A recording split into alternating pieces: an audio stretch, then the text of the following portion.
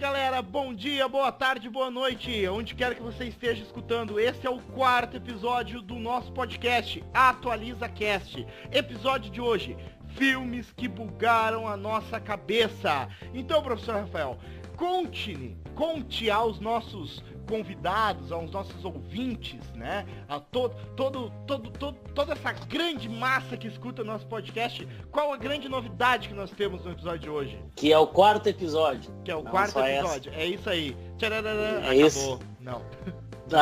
Não, então, hoje, Alan, nós vamos ter o nosso primeiro convidado. Convidado né? Super especial.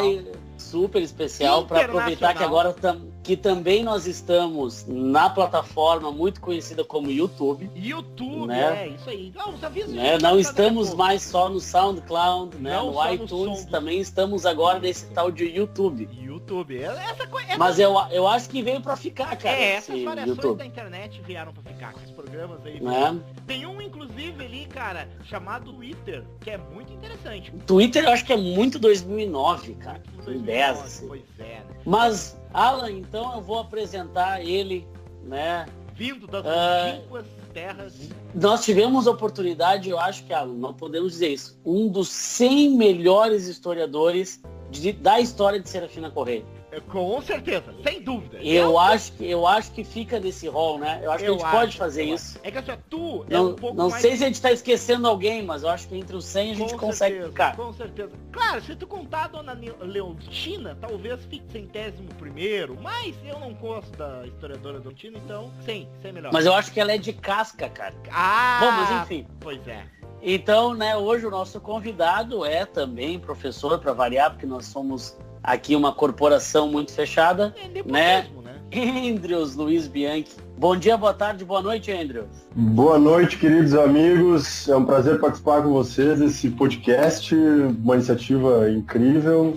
Adorei os comentários a respeito da minha posição nesse ranking de historiadores. Queria contar para os nossos ouvintes que Serafina não tem 100 historiadores. Então, logo que eles falaram, não é nem de longe um elogio. Queria dizer obrigado pelo convite. Talvez eu fique meio de Glória Pires aqui, mas, né, grande cinéfilo que sou, mas estamos aqui e vamos falar um pouquinho, sim. E Alan, eu acho que nós vamos manter a mesma linha do nosso programa anterior, que era, para quem não escutou ainda, que são filmes de super-heróis já enjoaram.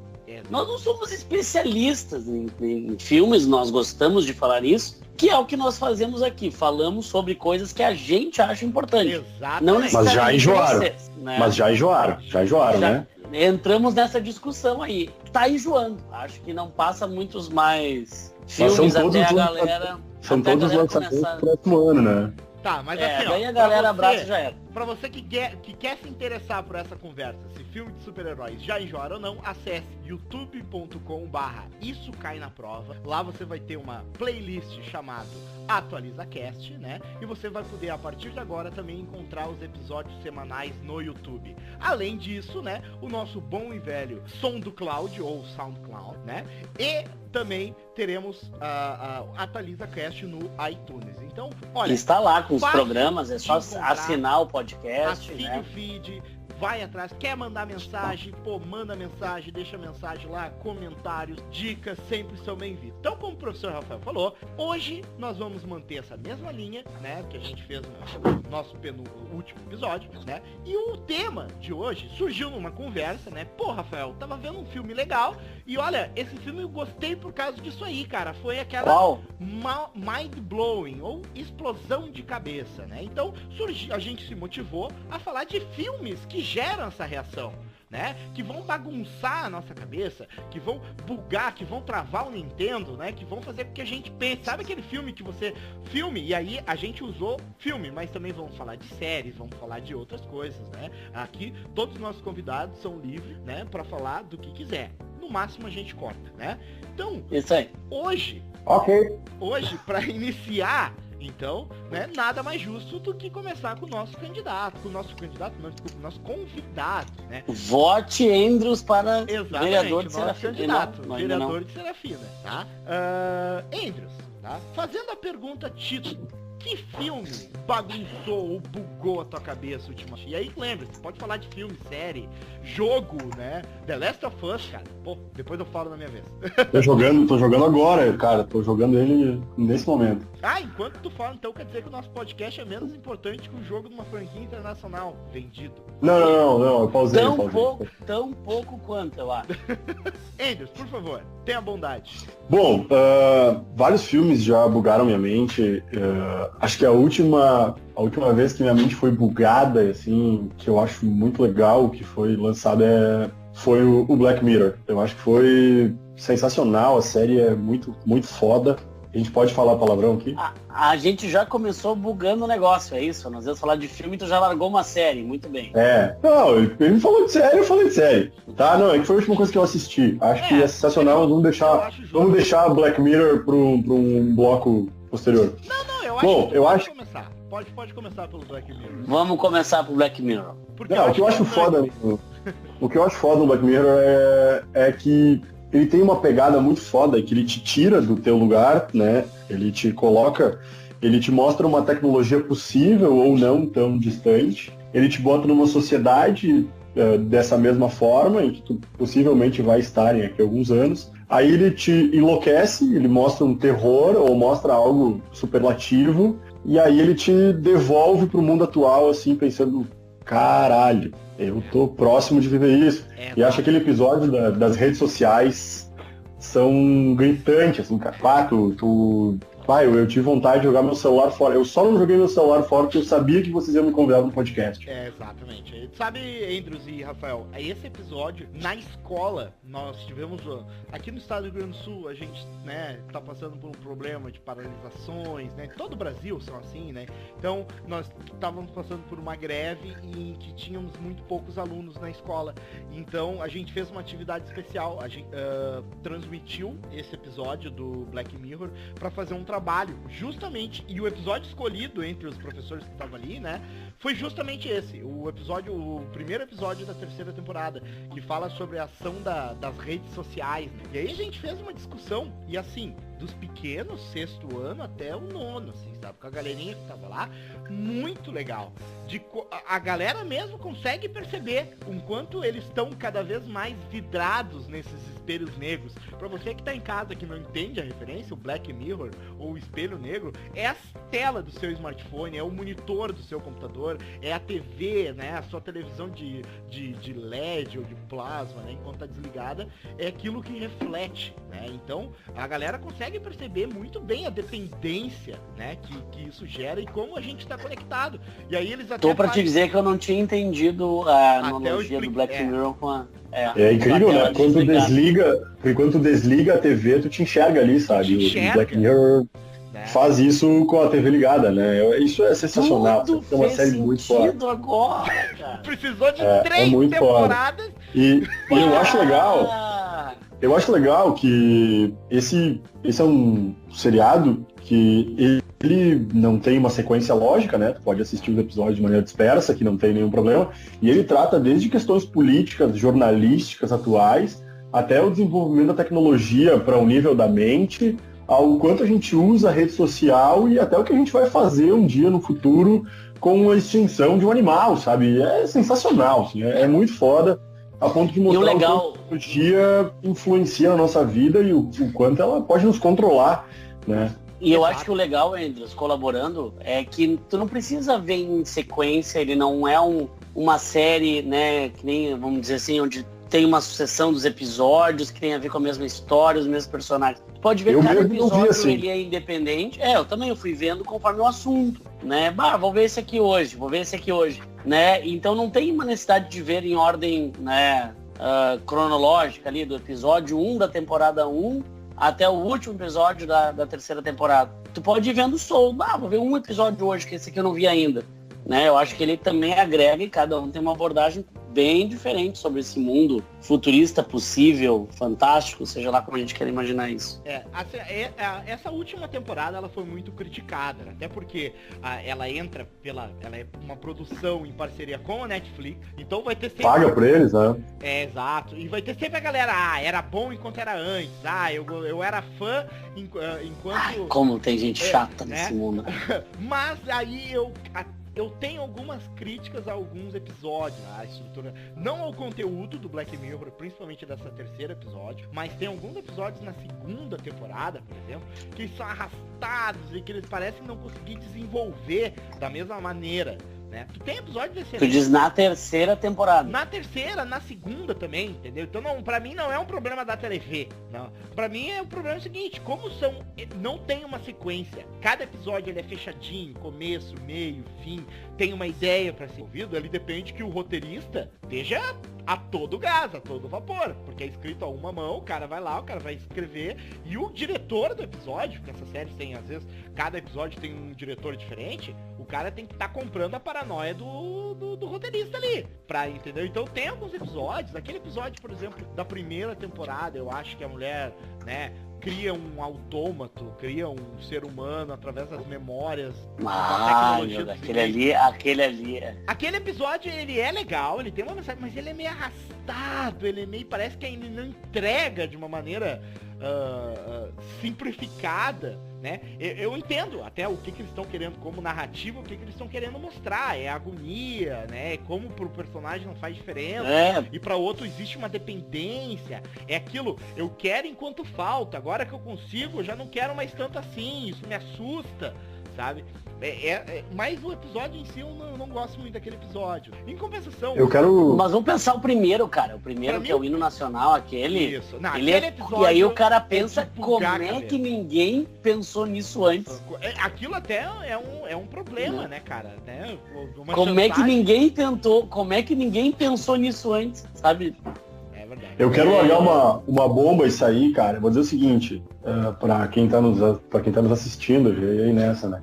Não, pra quem tá nos ouvindo, eu diria o seguinte, cara, assiste a primeira temporada inteira e assiste a última temporada, que é a terceira temporada até então, e o resto esquece, cara. Primeira temporada, segunda temporada. A primeira e a terceira, a segunda temporada esquece, passa reto. Assim. Eu não achei nada.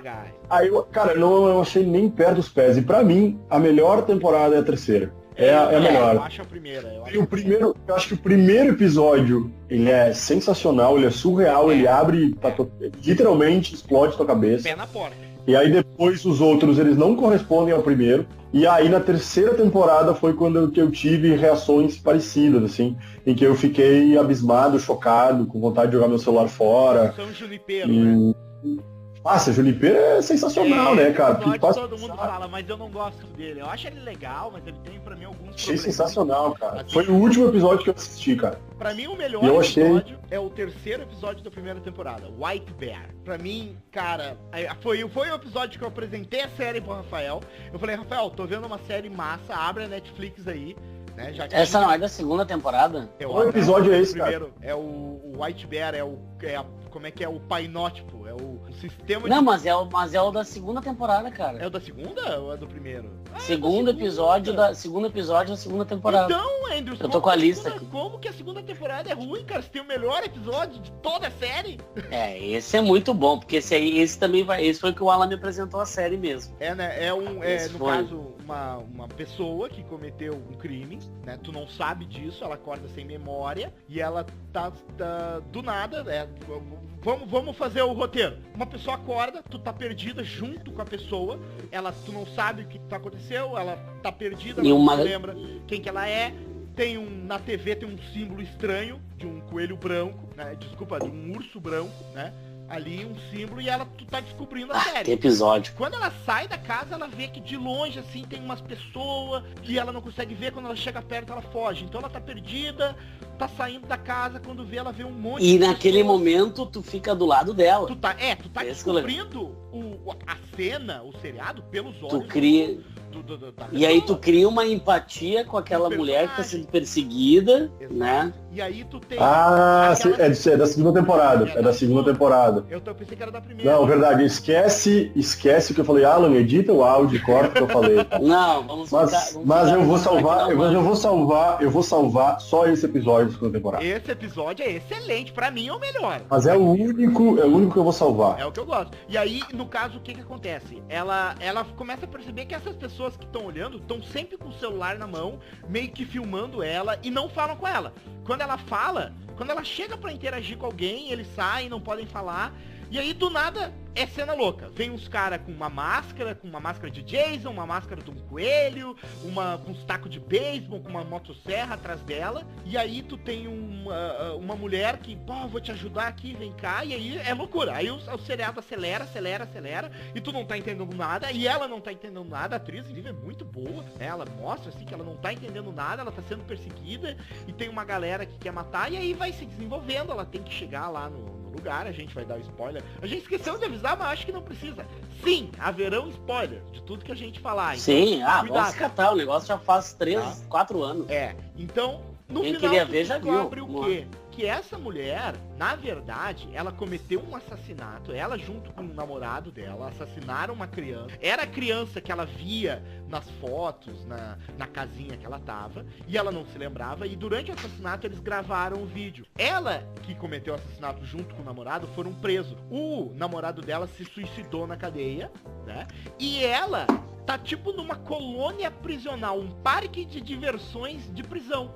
É uma prisão privada, em que todo dia apagam a memória dela, e ela é condenada a reviver o crime, pagar pro crime, descobrir que é uma assassina, aceitar que é uma assassina. Todo dia isso acontece e as pessoas pagam ingresso pra ir nesse lugar. As pessoas que ficam filmando de longe, que interagem, então todos esses caras são atores que estão perseguindo, é tudo com bala de festim, as armas não são de verdade, né? Quando ela descobre, ela começa a chorar e ela não entende o que tá acontecendo e ela não aceita, porque como ela perdeu a memória, ela não se lembra de ter matado a criança. Então mostra o vídeo dela matando a criança e tal. Então ela tá condenada a sofrer até enquanto a mente... Isso fica claro no episódio, né? A droga que eles usam um dia vai acabar com a mente dela e ela vai morrer, né? Ela tá condenada à morte, mas é um sistema prisional privado. É um parque de diversões onde tu vê criminosos que dá essa ideia de querer que o prisioneiro sofra... Exato. Sem fim, né? De certa forma ali é a lei de Italião, olho por olho, dente por dente. As pessoas estão filmando ela. E o melhor são as pessoas que ficam no entorno, de forma bem sádica, querendo assistir isso aí. É isso privado, que é legal. isso fica muito claro, é privado, as pessoas pagam pra ir lá. Então é um show. A mulher tá presa na cadeira no final, aprendendo o que tá acontecendo, e vem o apresentador. Estamos aqui essa noite, mais uma noite, pra vocês verem esse animal, e aí conta o que ela fez e mostram as fotos no telão. É um show, é um espetáculo. Assim, esse episódio é excelente, a construção dele, tá? Já estraguei um pouco, né, por falar dele, assim, mas é assim, ó, vocês têm que ver. Não traduz. Bom, eu acho que esse, assim, acho que esse é o espírito que todos os outros episódios também são. Então eu acho que fica, pra gente não dizer todos os outros episódios, né? Eu acho que fica. Daria pra fazer um episódio, um programa aqui só de Black Mirror, né? É verdade. Esse episódio é mais ou menos como um mito do Prometeu moderno, né? O Prometeu é condenado a todos os dias ser comido por uma águia, seu filho é comido por uma águia e à noite ele regenera, né? É uma loucura sem tamanho, assim. Mas aproveitando essa exposição do Black Mirror e até tratando exatamente desse episódio, sobre essa vida ter sido... Ela tá sendo todo dia aí transmitida numa espécie de reality show macabro, em que tu tem um cumprimento de pena e tu tem essa exposição da vida, cara. Eu queria falar sobre o Show de Truman, cara. Que é um filme que ele explode, o gancho que tu ia colocar, cara. Ele explode a mente das pessoas, assim, mas ele não é chocante, e ele é... Eu vou dizer, ele é sutil, ele implode a tua cabeça, mas é lento o negócio. Eu acho que ele, eu não sei, cara, ele desintegra a tua cabeça enquanto tu assiste. Cara, e é um filme sensacional, cara. Eu comprei esse DVD porque ele é, assim, ó, eu indico absurdamente, dos melhores filmes que eu já vi. E junto com o número 23, o melhor filme que o Jim Carrey já fez. Eu acho assim, o Jim Carrey foi um máscara. Tá? Agora ele tá meio bugado, meio bugado da cabeça, tem aquelas questões religiosas, né? Ele é todo envolvido, a esposa dele é envolvida naquelas campanhas de anti-vacina, então ele meio que vai em programa de TV, diz que vacinar os filhos, né, é marcha branca, tu vai morrer, suas crianças vão ficar com retardada, né? Mas ele é um puta ator, né? Faz vários dos legais, e os meus filmes preferidos do Jim Carrey não são filmes de comédia, são filmes desses aí, são pesados. O Show de Truman, pra mim, ele é leve na execução, mas ele tem uma mensagem. Ele é leve no começo e ele vai ficando pesado. Exatamente. E aí tu a construção ele é um filme dele bonito, né, cara? Ele é um filme clarinho, ele é um filme sutil. Exato, tu olha pro filme, ele é um filme infantil, cara. Ele é um filme Sessão da Tarde. Só que o conteúdo dele, como a história se desenrola, é sensacional, cara. Dos melhores filmes que eu já vi. Assim, ó, muito bom. E eu vou te dizer, cara, eu vi esse filme depois de adulto já. Eu não vi esse filme jovem. Eu também. Tu sabe a data dele? Truman? Show de Truman. Vamos ver aqui. Cara, é anos 90, cara. Truman. Vamos ver aqui. Vai indo. 98, cara. 98, então, pô, é um filme velhinho, cara. Não é um filme novo, né? 98. E a cena final dele é sensacional, cara, porque a reviravolta que ele dá é incrível, cara. E aí, falando sobre o Show de Truman e esse formato dele, cara, eu vou me meter aqui, cara, e vou falar um pouquinho, vou tentar criar umas categorias sobre esses filmes, cara. Só não vai gastar tudo. Não vou gastar, cara, não vou gastar. Eu vou explicar um pouquinho. Vou explicar meu raciocínio aqui, cara, só. E aí a gente comenta os filmes mais ou menos. Metodologicamente, vamos lá. Eu falo o meu e tu bota numa categoria depois. Tá. Talvez a gente vá falar aqui, não sei, mas vamos seguindo aqui mais ou menos essa ordem. Primeiro que eu acho que tem filmes que eles explodem a tua mente porque eles bagunçam dimensões, eles caminham por camadas, e aí cada momento troca a cena, tu já não sabe quanto tá, e aí tu pode pegar filmes, por exemplo, que voltam no tempo. Tu tá falando qualquer filme do David Lynch, qualquer um. Pode ser, mas aí a gente pode usar a Origem, por exemplo, que é um filme que ele atravessa camadas. A gente pode falar do jogo de PlayStation 2, que foi o Prince of Persia, o Two Thrones, que ele volta no tempo, ou Warrior Reading, agora não lembro. Mas também foi um jogo que eu não consegui virar porque eu voltei demais no tempo e me perdi. Só claro, ali o narrador era eu, mais ou menos, né? Sim. Mas o que acontece? Acho que tem filmes que eles mudam essa camada e daqui a pouco tu não entende, aí a reviravolta, no final o roteirista te entrega uma coisa muito louca e a tua cabeça literalmente pifa, né? Tem filmes que eles chocam pela própria história dele, assim, pela forma como ela vai sendo contada, acho que é o Show de Truman, assim, é dessa maneira. E tem filmes que chocam. Acho que a gente pode citar outro filme aqui também, é o Brilho Eterno de Uma Mente Sem Lembranças, que acho que o Rafael vai querer falar, eu sei que é um filme que ele gosta pra caramba. Também acho que é nessa vibe, também é com o Jim Carrey. E acho que tem filmes que chocam pelo horror, cara. E são filmes que tu pensa, meu Deus do céu, como alguém é capaz de pensar isso. O que a gente vai, que todo mundo pensou que é A Pele que Habito, né? A Pele que Habito foi o filme... Cara, esse filme, A Pele que Habito, eu assisti ele num ônibus, vindo de Serafina, já que vocês já citaram de Serafina, eu vim pra Porto Alegre, pra quem não sabe, eu sou um garotinho do interior, bem do interior. Então vamos pôr, Andres, eu vou ser melhor contigo. Então, um dos 50 melhores historiadores de Serafina. Cara, eu diria 5, tá? Eu diria 5. Não porque não tem 5. Mas quantos? Acho que tem mais que isso. Mas é que a autoestima aqui é grande, né, cara? Mas voltando a Pele que Habito, cara, eu assisti esse filme no meu notebook. Nesse caso eu tô em primeiro. Valeu, um abraço aí pra... Não. Esquece. Deixa assim. Vamos manter assim. Tá? Não, seguindo, cara, eu acho que A Pele que Habita é um filme sensacional, muito foda. Qualquer tentativa de transformar ele em algo hollywoodiano vai ser um erro. Espero que nunca o façam. Mas eu assisti esse filme voltando de Serafina num ônibus, cara. E eu fiquei chocado, assim, ó. Eu espero que ninguém tenha visto o filme ao meu redor do meu notebook, porque foi chocante, assim. Eu fiquei meio abismado, pensando, meu Deus, as pessoas vão me achar um sádico vendo isso, sabe? Porque o filme ele é sensacional, mas ele é muito, muito, muito pesado. E aí é Almodóvar, né? Mas assim, bom, eu não sei. Eu acho que o Rafael pode elogiar antes a Pele que Habito, antes de eu falar mal dele. Porque é um filme vamos lá. É que eu gosto desse filme porque, de novo, ele é aquele que te traz uma... Tu vai indo por uma linha. E é uma sensação, né? Te causa... Tu vai criando uma empatia com um personagem. Tem toda a construção do filme. Não, peraí. Empatia. Pois é, que empatia tu vai ter ali, cara. Isso aí, cara. E que no começo tu sente o cara, daí a filha que se ferrou, que foi estuprada. Tá, tu vai indo ali, tá? E aí vai revelando... Não tem problema. Não tem aqui, cara, filme de 6 anos não é spoiler, tá? Aí assim, aí tu vai descobrindo e vai voltando, e aí que na real o filme ele começa de trás pra frente, essa que é a graça. E aí quando tu chega e tu descobre o grande, né, segredo ali, que ela na verdade é ele, né, pregando ideologia de gênero, aí... Não é nem... Cara, não, cara... Não, cara, não vamos contar essa parte, velho. Vai estragar demais, muito né, pra quem não viu. É sensacional. Sério, o Almodóvar é um cara que eu não queria estar no mesmo hotel que ele, cara. Eu tenho medo do Almodóvar. Então, aí que tá. Se me largarem em um lugar com o Almodóvar, eu não durmo, eu acho, cara. Eu não Porque sei. O cara pensar nisso... Aí é que tá. Então eu tô começando a ficar seriamente preocupado comigo, pelo que você Tu achou normal? Cara, eu achei a trama mais simples possível, cara, de qualquer filme de terror básico, tá? Vários contos. Eu não sei se é eu que tô vendo demais.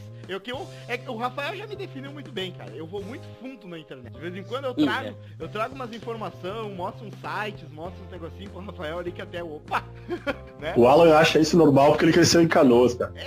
Galera, a Matias Velho, mas o meu problema... A Matias Velho é outra... problema começou o seguinte, outra pegada. A primeira vez que eu um dia eu espero que nesse podcast seja contada a história do Poço. Eu sonho pelo dia que a história do Poço venha à tona, ou que ele vire filme. Ele vai virar filme, e aí alguém vai fazer um podcast sobre filmes que bugaram a mente e vai citar a história do Poço do Alan. É impossível, até porque eu tô morando do lado. Não tem como. Se o cara que baita filme do Almodóvar, né? Cara, muito pior que o Almodóvar. Aí é Massacre da Serra Elétrica, né, cara? Aí não tem. Aí não tem. Bom, mas tirando a história particular da vida do Alan aí, vamos voltar. Vamos voltar à Pele que Habita. Critique o filme, vamos lá. O filme explodiu, a Pele que Habita, caralho, a Pele que Habita, Almodóvar lá, água da... como é que é? Fez um monte de filme, punk, Almodóvar, Pedro, espanhol. Vamos lá, vamos ver. Eu vi o filme a primeira vez. Eu vi o filme pela metade. Tava tocando na TV, mas eu... já errou, né? Já errou. Tá, beleza. Já errou. Aí eu vi a galera, já não achei nada demais. Não achei nada. Vi o filme que aí começaram a falar lá na faculdade, tá? Eu tava na PUC aí, 2012, 2013, sei lá. A galera começou a falar do filme, Não, vou ver esse filme. Aí eu peguei, fui na videolocadora, né? Baixei o filmezinho. Quando elas existiam. Porque a gente não pode fazer propaganda por métodos de livro, né? Fui na locadora. Pirate Bay, não pode? Aluguei o DVD. Tá? Torrencialmente acontece. Porque eu não tenho o Blu-ray, então eu aluguei o DVD, tá? Do filme e vi o filme, tá? Sentadinho, em casa, tranquilo, tá? Vi o filme. Aí eu olhei o filme e olhei, o que tem? É legal, a história é legal. Minha crítica não é contra a história. A minha crítica é que não é um filme pra se fazer. No meu ponto, tem algo, uma narrativa. Nossa, meu Deus, olha que criação. É um filme legal. E ponto. Assim como vários filmes são legais. Pra mim, claro, é muito Alan, bom deixar Alan, deixa eu te explicar uma coisa que acho que tu não entendeu, cara. Peraí, segura um pouquinho. Cara, eu vou dar um spoiler absurdo aqui. Mas, Alan, eu vou explicar a história do filme. O cara se vinga do possível estuprador da mulher dele. Peraí, calma, eu vou fazer o mesmo exercício que eu fiz com a Thalissa, que foi o seguinte, nós temos uma colega, Thalissa, abraço Thalissa, se um dia tu chegar escutando isso, né? Está em Roma nesse momento, né? Passeando, né?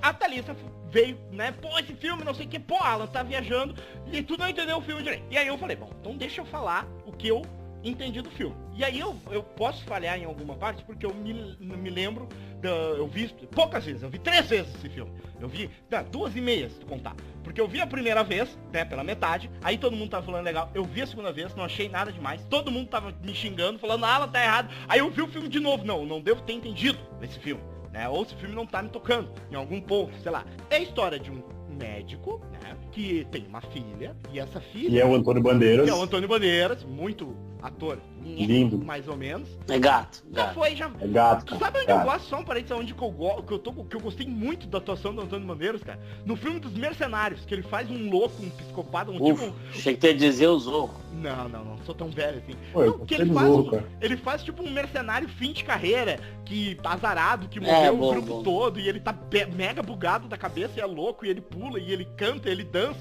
Cara, o cara mistura um mercenário com um gato de bota, sabe? Que é ele que dubla o gato de bota. Então, tirando essa parte, né? Ele pega e... É uma espécie de Zorro, né? Que é uma espécie de Zorro, de certa forma. Então, esse médico, né, tem a sua filha que é estuprada, né? Eu só não me lembro se o Vicente, ele é acusado, não é ele que estupra a menina, né? Que é o Vicente, o nome do cronista, né? Não é ele que... Eu acho que é Vicente, vai errado. Não é ele Depende, em qual momento ele é... no primeiro, né? No momento... Ele é Vicente ou ele é Norma? Ele tava lá, né, nesse início. Então, ele é o... esse cara não é... Pra quem não viu ainda, entregamos todo não o ouro. É o cara que estupra. Não, mas eu ia entregar muito pior, cara. E aí ele é cooptado por esse médico que transforma, que ele é não é só um médico esteticista, ele é um cara que mete um geneticista também, ele trabalha com questões genéticas de aceleração de crescimento de pele, então ele tem uma pele lá ultra tecnológica, lá tem um conselho de ética envolvido no filme, e ele cria uma pele mais resistente, não sei o que lá, que não foi testar na fase de teste, e aí ele transforma, né, esse Vicente, que teria estuprado a filha dele, tá?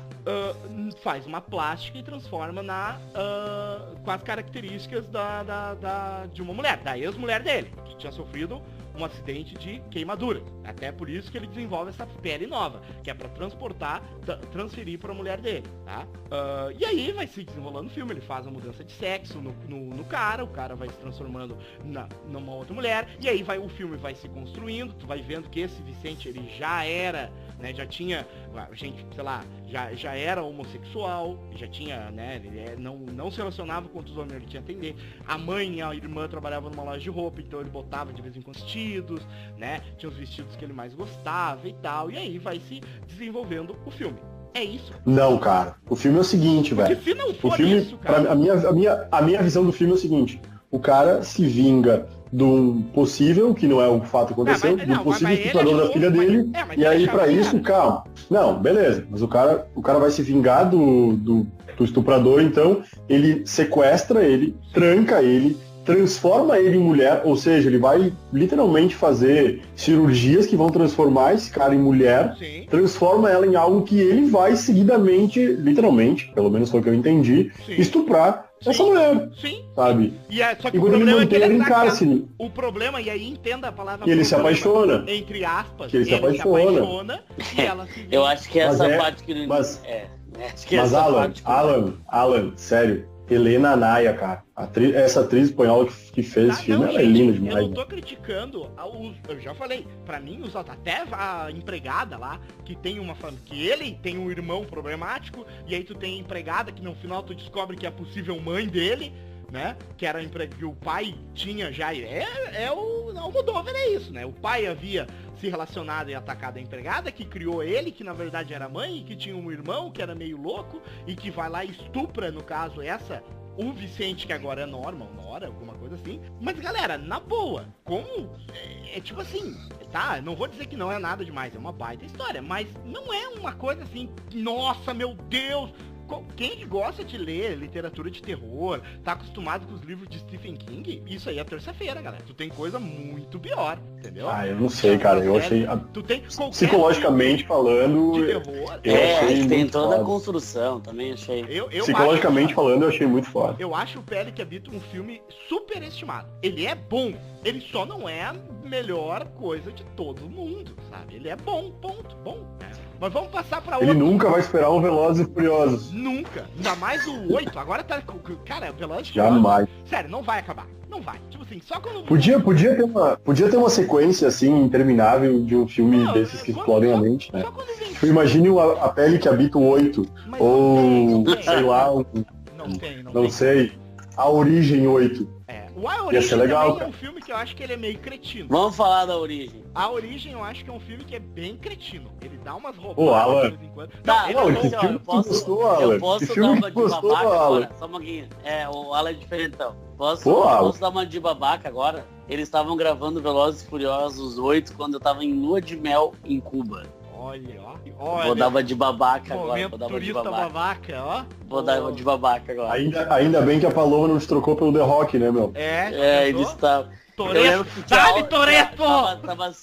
Tava super movimentada lá, tudo, tinha os caras filmando e coisa. Entendi. Isso era uma parte interessante. Não. Assim, eu vou... Mas com os carros cubanos devem ter sido menos velozes, né? Menos velozes e mais furiosos. Eles eram bloqueados. Assim, ó, o filme A Origem, vou falar rapidamente, a minha opção. Eu acho um baita filme de ação. Ponto. É isso, é um filme de ação, é um filme de assalto. O Alan não gosta de nada. É um filme de assalto, gente, é um filme de roubo. Mas, Quem é tirando esse? isso, ele usa uma tática muito simples da expectativa. Simples. É um Ô, filme Alan, baseado na real, expectativa. esse filme ele tinha sido concebido para ser um filme literalmente de ação, com alguma viagem de mas sonhos no foi. meio. Mas Só que foi. aí o Christopher Nolan fez aquilo que ele mais sabe fazer, né? Aí ele pegou esse Estragar roteiro filme do Estragar Batman. um filme. e transformou... Cara, não, para, Cara, ele fez vários filmes Nolan que Batman bons, cara. Christopher Nolan é superestimado. O Christopher Nolan Tá, é não.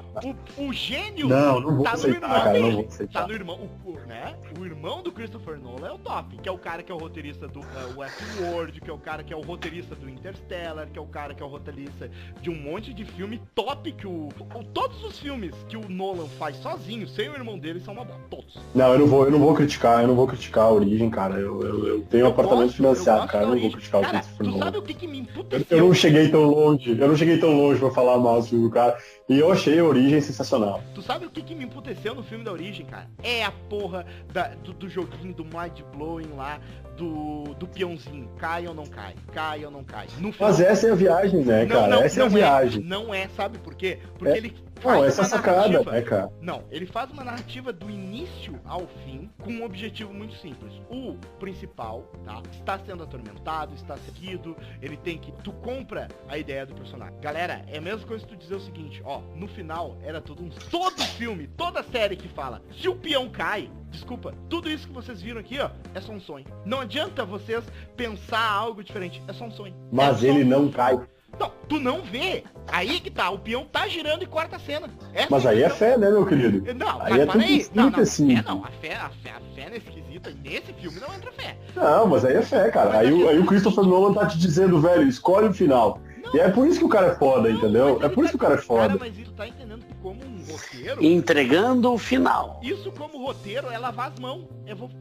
Vou fazer uma coisinha básica, que é pra não tomar negócio. Porque se eu peito, eu ia respeitar muito, mas se ele falasse, por exemplo, era tudo um sonho, você viu o filme e é isso aí, ponto. Eu até ia dizer, não gostei, mas pelo menos eu tô respeitando o diretor, Não, porque ele cara. comprou a ideia. Não, eu acho que não é. Eu acho que isso não tem nada a ver com negligenciar o e aí roteiro, cara. tu tem... Isso tem a ver com uma sacada de deixar o espectador ali pensando, cara. E acho que é esse Mas, assim, é o tu tem- mind blowing, beleza, cara. tá, Essa é a viagem. Não, mas aí que tá. Beleza, eu concordo contigo. Mas tu tá entendendo que esse problema que ele te larga no final... Pode ser um jogo sujo, ele tem mas uma é legal. Uma resposta infinita e uma resposta não. Ou sim, entendeu? É uma resposta, é dupla. Tu vai pensar, tu como espectador, tu vai escolher um caminho. Só que um caminho não tem como tu andar.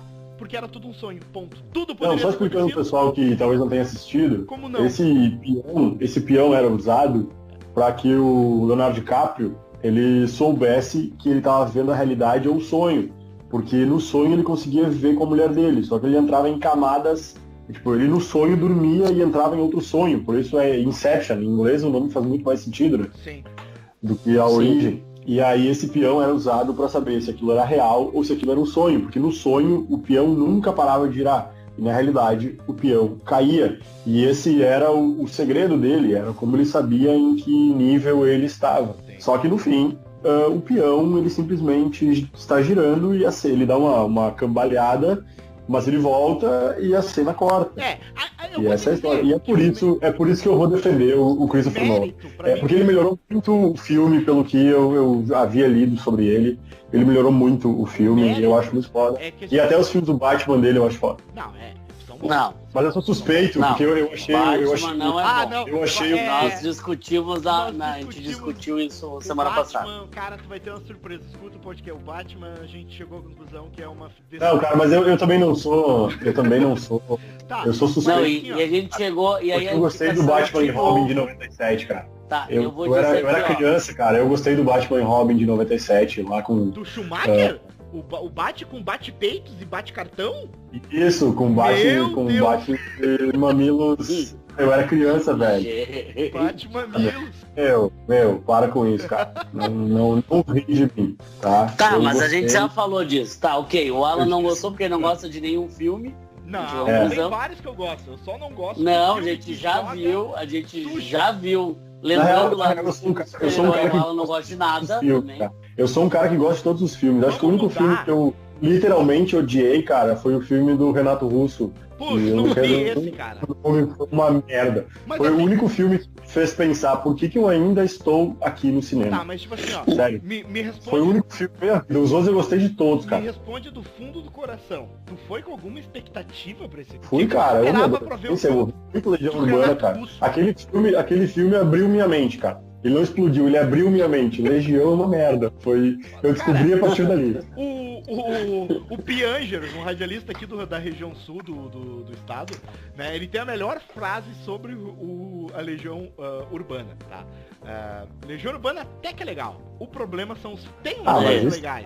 Mas isso tá no cristianismo, no islamismo, nos hermanos. Aí ele usa no marxismo. Em várias festas. Ele vai fazer o seguinte, que o Legião Urbana é que nem Jesus Cristo. O cara até era legal, cara. O problema são os fãs. Os fãs são chatos, paca. Não dá pra aguentar. Tá, vamos falar de outro filme. Não gosta de nada. Eles não sabem então, Alan, tá. Diz um que é bom então, já que tu não gosta de nada. Eu vou, já que o Andrews começou subvertendo, né, falando de séries, e depois puxou um filme aí, né, o filme, pô, não é que eu não gosto de nada. Foi bom, cara.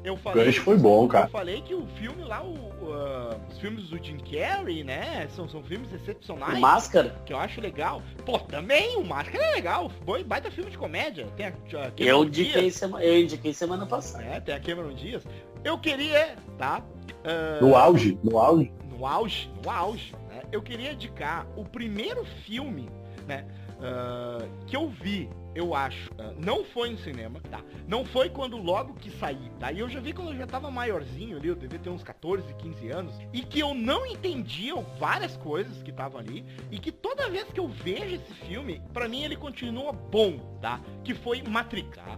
O filme Matrix, o filme de 99, virada de 99, virada de 2000, tá? Também, eu acho que aquilo que a gente fala do que o Andrews comentou sobre a questão do episódio do Black Mirror, da tecnologia, o Matrix me apresentou isso, pô, é um cenário diferente, né? Sem contar as questões, vamos falar antes de eu falar do filme, né? Pô, tem cara, aquele chute da Trinity, aquela cena de abertura, efeitos especiais, o Matrix vai inovar o cinema do efeito especiais. Não, isso é verdade. Né? Ele vai trazer, os caras vão, as irmãs Wachowski vão inventar tecnologia pra fazer aquilo, né? Vai câmeras, vão filmar mais rápido. E aí tem o bullet time, o bullet time já existia, né? Que é aquela coisa de tu para a câmera e aí tu gira a câmera num outro ângulo, em câmera lenta e tu vê isso. Pô, isso foi sensacional. Agora, a história eu vi a Matrix ali quando eu tinha meus 15, 16 anos como um filme de ação. É o cara desviando de bala, é o cara que bota um chip no computador e aí o cara aprende a lutar a capoeira, aprende a voar, aprende a fazer um monte de coisa. Eu vi o filme de Matrix assim. Agora, depois de adulto, quando o cara começa a rever devagar, o cara começa a prestar atenção nas falas, nas representações, no que cada personagem representa. Nossa, é um filme assim, ó, excelente, sabe? É um filme excelente, né? Pra mim, a única pena é que ele tem continuações não tão boas. Eu vejo muita gente criticar. O último não é bom. Eu vejo muita gente criticar as continuações. Como filme de ação, ele é bom. Agora, ele não chega... Aí que tá, o filme Matrix, o inicial, o primeiro, ele é um bom filme de ação. Mas também, além de ser um bom filme de ação, ele é um bom filme de filosófico. Pô, tu encontra coisa do Shintoísmo, coisa do budismo, né? Questões tecnológicas, questões que vão fazer pensar, né? Os outros filmes, sabe? É um bom filme de ação, ponto. Pô, terceiro, tu tem os robôs, os caras atirando, invasão. Agora, a essência do Matrix se perdeu, né? Mas é aquilo, dinheiro, né, pessoal? O filme faz dinheiro.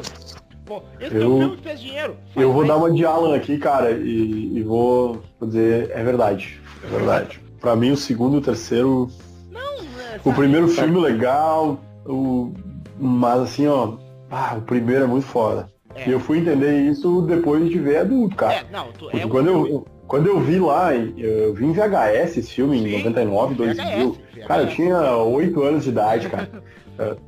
Que filme foda, assim. Eu lembro da expectativa de ver esse filme e de o quão inovador ele era. Foi muito foda. Mas ele só conseguiu explodir minha mente depois de velho, assim, depois de já ter entendido algumas coisas, depois de já ter lido algumas coisas. Não é um filme para amadores, cara. Não. E acho que tem muita gente que tira mais viagem do que o filme se propõe. Fica um negócio meio Rick and Morty pra mim. De novo aquela ideia dos seguidores, né? A galera começou a tentar enxergar coisas no filme. O viaja mais do que o filme se propõe, sabe? Mas esse é o problema. Rick tem o mesmo problema. Mas isso é uma característica positiva, eu acho. Claro, a gente tem que diferenciar.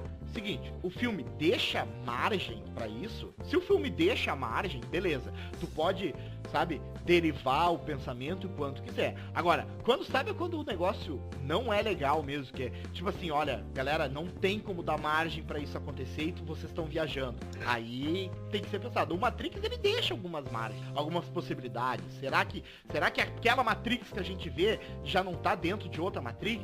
Vocês vão ter várias teorias que vão falar sobre isso. Então isso eu acho que é interessante, eu acho que tem que ser Esse é o filme que entra naquela vibe que eu falei das camadas, né? É o filme que talvez tu não saiba exatamente em que ponto tu está, em que dimensão tu tá. O filme, esse entra nesse gênero. Assim, não sei. Ele entra nessa vibe, assim. E eu acho que fica uma pergunta que a Matrix faz pra gente. E a gente? Nós estamos numa Matrix? Nós estamos numa Matrix? Essa eu acho que é a melhor pergunta que o filme faz. Porque no filme fica muito claro. Depois disso, acho que essa revolução tecnológica, até que o filme se propõe a mostrar, assim, até um negócio meio apocalíptico, depois disso eu acho que o filme, acho que é uma forçação de teoria pra cima do filme. Sim. Mas tu sabe quando que começa? Acho o filme sensacional e acho que, sei lá, me apresentou o Keanu Reeves, né, cara? Que depois fez vários filmes. Eu já conhecia, cara. Caçadores de Emoções, cara. Nunca tinha visto. Patrick Swayze, né? Keanu Reeves. Eu assisti o Advogado do Diabo. O Advogado do Diabo. Que é outro filme que eu não tinha nem imaginado em falar dele aqui. Mas é outro filme que explode na tua mente. É o que explode. E Al Pacino, né? Al Pacino e Keanu Reeves. Al Pacino é muito foda, cara. O jeito que termina aquele filme, sensacional. Termina com aquilo, a mãe dos pecados capitais é a vaidade. Não, e aí toca Rolling Stones, né? Muito foda, velho. Sensacional. Bom, falei de Matrix, como o Andrews falou vou dar a liberdade de falar fazer uma outra indicação, que essa é recente, tá? Bombou durante algum tempo. Eu confesso que eu tive preconceito, né? E aí, preconceito é a palavra que eu tenho que usar, porque é aquilo que vem antes, né? O pré-conceito, porque eu não tinha visto. Mas eu já não tava gostando, porque tava todo mundo falando, tava todo mundo querendo. Não, aí eu sentei, vou ver, não vou falar mal, senão vou ser babaca, né? Vou ver vou ver pra poder falar. Mal, é claro. Mas não aconteceu. Olha só como é. Vou ver pra poder falar mal. Não acontecer. Puta série, mudou. Por que ela tá aqui? Essa série, falando sério, mudou a minha vida, tá? Que é a série Os 13 Porquês, ou 13 Reasons Why, ou Os 13 Porquês. Todo mundo falou um ano passado. Ela explodiu, tá? Uma série da Netflix. Vou dizer que eu não quis ver porque falaram tanto. Exato, tanto, era isso tanto. que eu tava. que eu já sabia tudo que ia acontecer, daí não quis ver. Mas assim, Rafael, eu pensava exatamente igual. E eu vou te dizer por que essa série... Tá, eu não vou ver igual, só pra te avisar. Tá, não, beleza. Mas por que essa série me modificou? Por que ela é importante? Todos nós aqui que estamos nesse podcast hoje somos, de certa forma, educadores. Trabalhamos com o público, né? E nós damos aula, trabalhamos, né?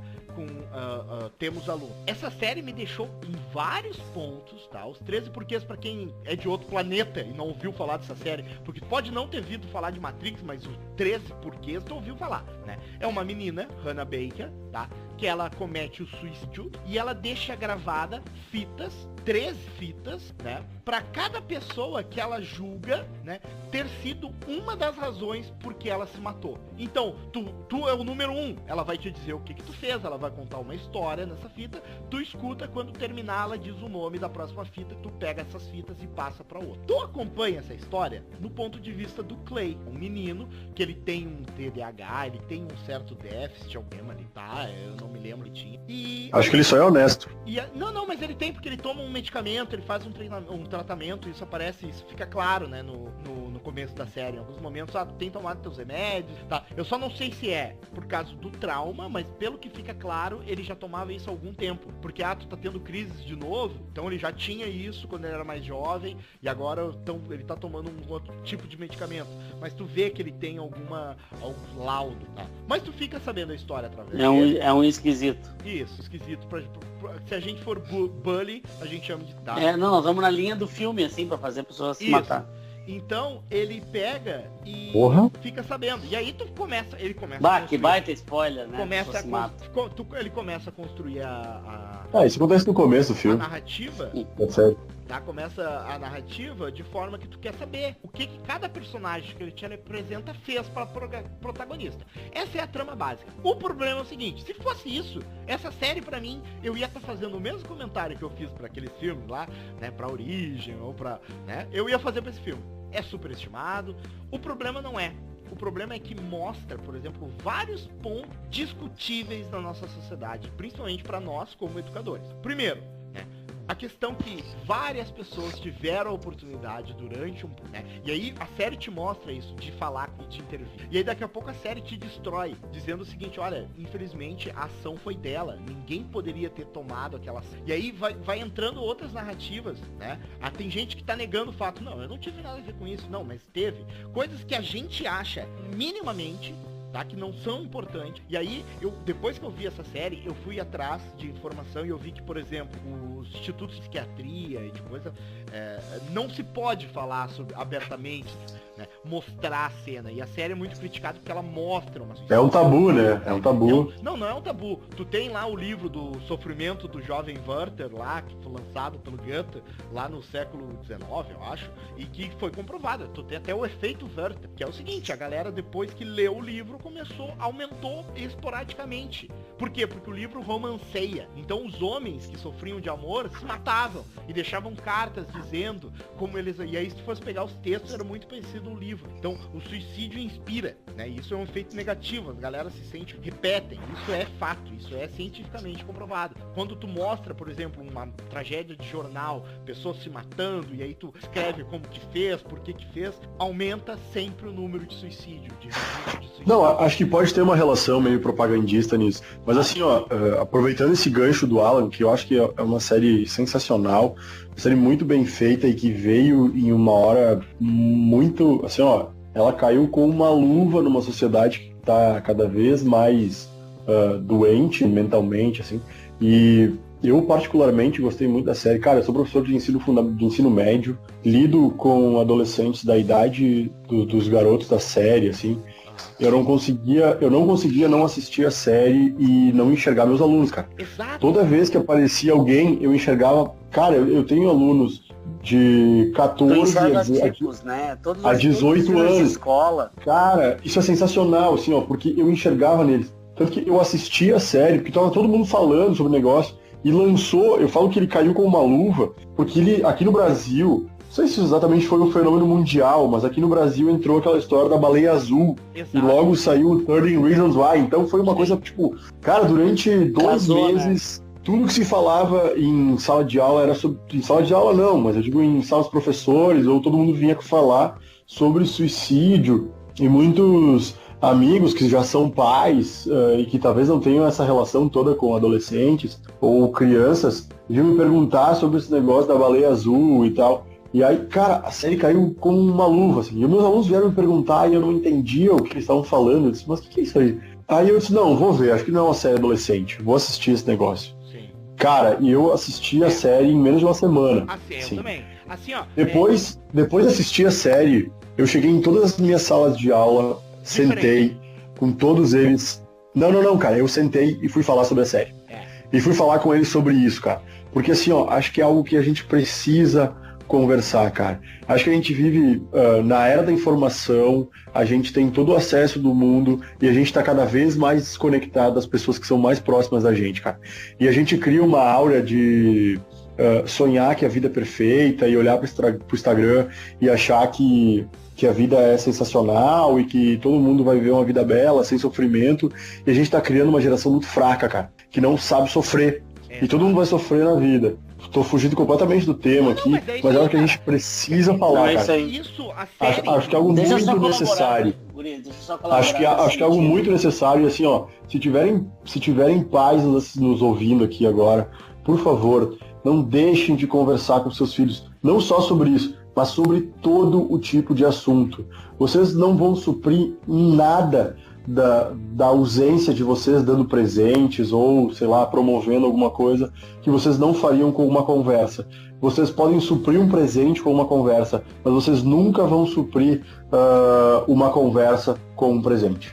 Eu acho que essa é a maior informação que vai sair dessa série. E claro, a questão do bullying, todo o envolvimento sobre gatilhos, sobre entender como é que funciona, e às vezes para tentar entender como um adolescente saudável, forte, bonito, bem resolvido, acaba cometendo um ato trágico aí, que por depressão e que nem sempre é diagnosticado, ou por N questões, acaba dando calo à própria vida. Ô Rafael, só antes de tu completar, né, me permita, né, já que fui eu que puxei completar o meu raciocínio. Por que essa série me mudou? Primeiramente, eu tinha uma ignorância gigantesca, e eu acredito que boa parte que até galera que tá nós tem, com a questão da depressão, por exemplo. Depressão. Era esse o complemento que eu ia fazer. A galera que tá deprimido, o cara que tá deprimido, não, galera. É frescura, não é isso que eu quero falar. É tipo assim... Acho que esse é o pior que tem, né? O cara que desvaloriza isso. Exato, é frescura, é bobagem, dá uma enxada, vai trabalhar, né? Não tá se fazendo, meu tempo isso não existia. Bom, isso já é... Se tu pensa assim, desculpa, você é um babaca, tá? Quem tá é só pensar que o Rio Grande do Sul sempre foi o campeão em suicídio na história. Exatamente. Eu achei uma frase sensacional que... Existia assim, pra ver como tu é um retardado e não percebeu isso. E aí, eu achei uma frase sensacional na internet. Isso, tu não sabe, né? Entendeu? O Twitter traz frases incríveis às vezes, né? E aí tinha uma resposta para essa, nossa, mas hoje em dia todo mundo vai para psicólogo. Daí eu disse, não, cara, essa geração é filho de gente que precisava de psicólogo, mas que achava que isso era bobagem. E aí eles são os frutos dessa gente, né? Eu acho, não lembro exatamente da frase, mas era esse o sentido da coisa. Eu acho que é muito necessário, cara. Isso é... Pra quem trabalha com adolescentes, cara, sei lá, a gente enxerga isso todos os dias, assim. E se tem algum pai, um adolescente nos ouvindo, dizer, cara, todos os problemas que tu enxerga no teu filho, ou até que o adolescente enxerga nele mesmo, cara, quando a gente vai conhecer os pais dele, a gente sabe exatamente de onde vem. Eu quero completar só com uma coisa para não fugir tanto do assunto. Cara, cada vez eu tenho mais certeza que quem menos conhece seus filhos são os pais, cara. Tanto porque, né, existe... Fala por experiência própria. Cara, cada vez tu vai descobrindo coisas e tu tem uma noção, assim, eu tenho um filho de 10 anos, né, pra quem tá escutando, e não me conhece na vida pessoal, né, tipo, eu tenho um filho de 10 anos. Ele tem a vida deles, do colégio, tu não conhece todas as relações, cara. Tu não sabe como ele é em todos os grupos, tu sabe como ele é dentro de casa. Mas na rua, vai desde a Kombi, quando ele vai, até na escola, as relações com os amigos, no futebol, né, nos guris do futsal. Cara, tu não sabe exatamente como se diz. Algumas coisas tu pesca ali, tu pesca aqui, tu tenta tirar, tenta fazer uma relação onde não tenha problema pra falar. Mas, cara, tu só vai saber se ele realmente dizer, cara. Porque senão, tu não fica nem sabendo. E aí tu vai ficar com aquela cara, e o pior é o pai, que daí nós agora como corporação, né? Como 3 professores, assim, ó. Aí, não, mas meu filho não é assim, cara. Tu não sabe quem é teu filho. Tipo, dá vontade de muitas vezes... Teu filho não é assim em casa. Porque na rua ele assim, ó. Deve ser as más influências. Pois é, ele é a má influência dos outros. Exato. Os filhos podem explodir a mente dos pais, né, cara? Eles também são filmes, eles podem ser piores do que filmes que bitolam a mente. Tá, mas aí fugindo muito do assunto, ó. Nós precisamos voltar pra pauta. Tá, deixa eu só terminar. Por que eu indiquei essa série, tá? Porque ela me modificou, tá? Como educadora. Primeiro, essa questão da depressão. Porque ela mostra, por exemplo, a Hannah era uma menina que em casa era super bem, ela conversava, ela ajudava os pais, ela dizia... Só que é aquilo, né? É aquele... Que tipo de pai tá sendo representado ali na série? Muito bem. E aí, meu filho, como é que foi na escola? Foi, tá tudo certo, fulano isso, fulano... Entendeu? É o pai que se aproxima... Nem tanto, é o pai. E tu vê isso, fica muito sério na série. Fica muito visível, desculpa, na série, que a Hannah era uma menina que em casa, né, quando ela tava com os pais, com os familiares, ela não apresentava o que a gente, aí vocês são, né? Imaginem as aspas, a depressão, o sintoma da depressão. Aquela pessoa que fica só na cama, que não quer levantar, que só fica no quarto. Porque quando se fala em depressão, é esse o sintoma que mostra. Então a série me mostrou, serviu pra me mostrar que, peraí, depressão não é isso. Depressão não é só isso, tá? Depressão, tu tem diversas camadas, por isso que precisa, não é bobagem, não é frescura, tu precisa consultar um especialista, tá? Outra coisa que a série me ajuda, eu, como homem, né, representando, né, como sendo heterossexual homem, não consigo perceber mais ou menos uma brincadeira, aonde vai uma brincadeira e onde não vai. Então na série tem uma cena que eu gosto de usar como exemplo, que eles fazem um bullying com várias meninas, tá? Os meninos organizam uma lista das melhores meninas da escola e das piores. Então eles elencam assim, melhores olhos, fulana, piores olhos, ciclana, melhor peito, fulana. Eu ia dizer, não são bem os olhos que eles dão nota, né? Não, mas a lista era completa. Melhor cabelo, pior cabelo, melhor mão, né? Aí a série tem melhor bunda. Aí a fulana, a Hannah Baker, a menina se mata, e pior bunda, a ciclana. E aí o amigo dela, eu me senti muito no papel do amigo dela, sabe? Adolescente, eu voltei, adolescente, ensino fundamental, que não entende, o Clay, né? Que não entende. Peraí, por que tu tá brava, Hannah? Tu foi eleita a melhor bunda da escola, tu não tem que ficar, tu teria que ficar brava se tu fosse a pior. O que é uma babaquice, é só machismo, né? Só que machismo, eles não entendem. Na cabeça do adolescente não tem consequência isso. E aí a série mostra muito bem a galera começando a olhar pra bunda dela, depois lá na frente vão passar a mão na bunda da menina, e aí a menina vai ser cada vez mais atormentado, as coisas vão se acumulando, é uma carga negativa, tal. Essa é uma série, adolescentes têm que ver essa série, não sei. Os pais delas, com certeza. Todo pai de adolescente deveria ver essa série. Todo ele, sem exceção, tá? Todo ele sem exceção. Que é pra poder repensar, né? Repensar a situação. E quando o adolescente vê essa série, eu acho que ele deveria estar acompanhado do família. Eu acho que ela é uma série... Eu concordo. Pra trocar ideia, né? Acho que essa parte final da fala do Alan, eu não sei se eu concordo muito, não. Cara, porque assim, eu tenho muitos pais que têm dificuldade de acesso não vou dizer a informação, porque eu dou aula numa das escolas, sei lá, uma das escolas mais caras de Porto Alegre, uma escola de elite, e os pais têm todo acesso à informação, mas eu acho que eles não têm a capacidade de acessar da mesma forma que os filhos. Eu acho que os pais devem sim assistir, acho que eu concordo muito com isso, devem assistir até para conhecer melhor a situação dos seus filhos, o mundo em que eles vivem, do que eles podem estar sujeitos, ou até praticando, né? Eu falo isso em relação ao bullying, até quanto a oprimir outra pessoa, mas assim, eu acho que não devem assistir junto, cara, devem assistir separados, eu penso nisso. Tu acha que deve ter... Bom, talvez. Eu acredito nisso, porque assim, ó, há muita dificuldade de tu conectar eles. Eu acho que uma possível discussão sobre o tema pode ser mais fácil, mas acho que os pais devem estar abertos a conversar sobre isso, a ver a série, a tentar entender o mundo em que os pais vivem. Acho que isso é muito importante. Isso vai abrir a mente de muita gente. Tá, só antes de eu passar pro Rafael, pras indicações dele, só um comentário. Essa é uma série que pra mim ela é excelente nessa questão dos problemas e discussões que ela traz. Agora, na trama entre si, ela tem alguns probleminhas, tá? Por exemplo, só pra não dar spoiler, a causa que ela... Lá vem o Alan. Eu não comprei, porque a série, cada um tem um porquê. Então, pô, tu não entende o que esse cara, o Clay, que é um cara que é meio, pô, gosta da menina e não... Qual é o pecado dele? Qual é o crime dele? E aí ela fala, teu crime foi ter me amado porque eu não merecia. Essa cena, ao mesmo tempo que ela não é muito boa, ela é extremamente funcional pra série. Porque ela mostra o seguinte, a menina estava ação. Qualquer coisa que fosse falado, qualquer sinal, tu vê, até quem tá perto dela, pra ela é um problema. Até pra quem tá junto dela, é um problema na série. Isso mostra muito bem.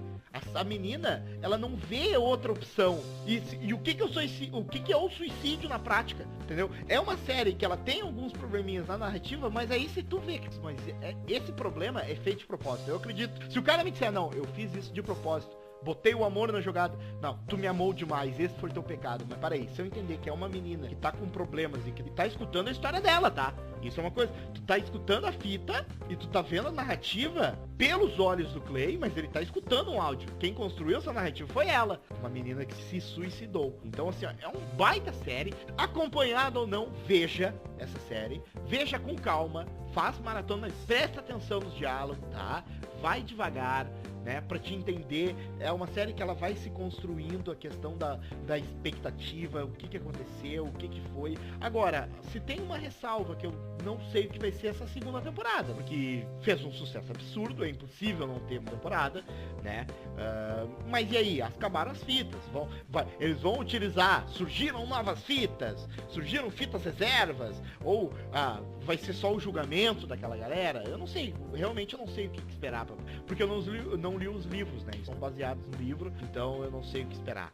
Mas, Rafael, então, diga-nos, ou complete aí os 13 porquês, ou diga quais são as indicações. Não, a gente já falou demais, até demais aí do 13 Reasons. Tudo bem. Né? Acho que sim, acho que a gente tem que indicar pra ver, acho que é isso. Né? Mas eu quero mudar um pouco o foco, voltar para filme, que era o nome do episódio de hoje. Né, e eu, como, né, já previsto aí pelo nosso amigo, né, um dos 25 melhores historiadores de Serafina Correia, estão melhorando. Tu vai chegar no top final. Não teria como não indicar filmes latino-americanos. Eu acho que essa é a característica, a gente fica muito preso ainda a produções e essa ideia de filme. Eu acho que o que nos surpreende de filmes americanos, assim, nesse sentido?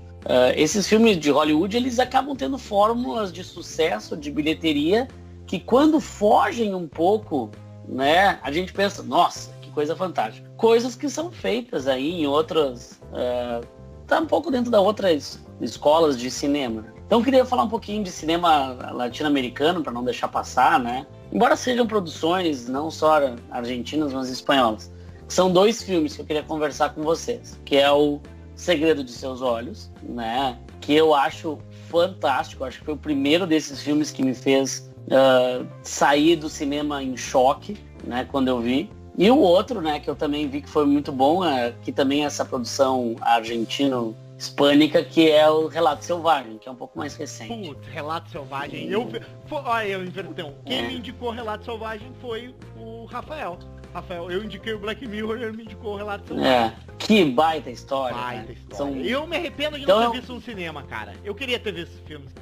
Eu vi no cinema sem saber qual era exatamente a história. Eu tinha só a sinopse ali. Que era um episódio. Entra e vou ver que filme tá dando e vai. Vou ver, filme legal, filme, né? Eu penso filme argentino. Dei uma olhadinha ali rapidinho na sinopse. Mostra algumas histórias diferentes que mostra sobre a crueldade, a barbárie da humanidade. Beleza, deve ser legal. Cara, e aí tu sai do filme assim, porque tem episódios mais cômicos, tem episódios mais tensos, de suspense, enfim. Sim. Mas eu vou falar primeiro do Segredo de Seus Olhos, tá? O Segredo de Seus Olhos, ele é um filme de 2010, tá? E o que ele é esse filme? Até já passou, acho que até na TV aberta, então não tem muito mais segredo, né? Ele é a história que se passa de um aposentado da justiça, um oficial de justiça argentino, né? Que é interpretado pelo Ricardo Darín, como quase todos os filmes argentinos. Né? Tem filme Ele é muito foda, né? É muito foda. Esse é o cara. É o cara, né? E aí ele faz lá o personagem, né? Que é o Esposito, né? E ele faz esse personagem que se aposentou. Então ele acaba voltando e ele começa a escrever um livro. Ele faz um romance sobre, né? O último caso que ele teve em Buenos Aires, né? No departamento lá de justiça de Buenos Aires, que foi um caso muito emblemático, que foi durante a ditadura argentina. Então tem todo um pano de fundo ali, né? De um governo autoritário, de gente que, né? Está protegida pelo governo, e eles começam a investigar um assassinato, né, de uma jovem, né, que foi uma cidadezinha pequena, que foi estuprada e morta, e eles começam a investigar e começam a descobrir que é um cara desses ligados ao sistema de repressão do governo, né, da Argentina. E a trama se desenrola na investigação, e aí tem a juíza, que ele tem um casinho, mas não se resolve, porque fica nessa questão. E esse filme eu acho ele demais, porque ele vai mostrando, né? No início ele parece um suspense policial, né? Tem esse arzinho romântico não resolvido do Darín, né? Com a personagem principal lá, que eu não me lembro agora o nome da personagem. E, enfim, vai mostrando todo um cenário. Eu acho, uma cena que me toca muito é eles investigando e aí eles vão no jogo do Racing, né? E aí muito foda. Toda aquela cena eu acho demais, porque daí eles começam a identificar que o cara, o que movia ele, o cara que foi, enfim, o criminoso, na verdade, né? O cara que cometeu o crime, o que levava ele, o que ele não abria nunca a mão era o de acompanhar o futebol. Então tem todo um pano de fundo argentino que ele é muito interessante. Então, contando um pouco do filme, né? Como spoiler aqui tá liberado, sim, né? O cara se descobre e aí ele tá no sistema de repressão, então ele persegue o Esposito, acaba, né, matando uma pessoa indevida, que é um amigo dele, né? Enfim, que no final das contas ele foge para evitar ser morto, né? E ele volta 25 anos depois para terminar, contar essa história, né? Desse caso aí que foi tão emblemático na vida dele. Nisso ele vai entrevistar... Isso tudo por uma questão da ditadura, né? Da ditadura argentina. Existe uma perseguição da ditadura. Acho que o pano de fundo da história não é só um pano de fundo, ele tem tudo a ver com a história, acho sensacional. É, muito bom. Mesmo que esse não seja o tema principal. Aí é que tá agora o momento que buga a cabeça, que tu te surpreende, que tu vê qual é o limite da humanidade. O cara que era o noivo da mulher que foi morta, lá em 74, né? Ele, a princípio, ele dá uma entrevista pro Esposito ali, que é o Darín que faz, dizendo, pois é, a gente tem que entender, porque a justiça, o cara sumiu, deve estar morto. Mas ele não acredita. Então ele vai embora e volta de noite, ao anoitecer, e ele encontra que, na verdade, o cara fez aquela ideia da justiça pelas próprias mãos. Sabendo que não, né, o sistema protegia esse cara, ele encarcerou em casa, no interior, tipo, na área rural, assim, no Pampa argentino, né? Ele encarcerou o cara para ele fazer a punição, né? Então, esse desenrolar, essa revelação do final do filme, tu vê que tá aí o limite da humanidade, até que ponto a justiça ela realmente atinge, né? Até que ponto as pessoas têm, né, ida mais. E a reação do Esposito, que era um oficial de justiça, foi simplesmente não fazer nada, que surpreende também. E aí, enfim, isso motiva ele a ir atrás do final da mulher que ele amava, por aí. Mas é aquela coisa de final de filme. Final de né? Mas aí eu acho que entra naquela questão justiça e vingança, né?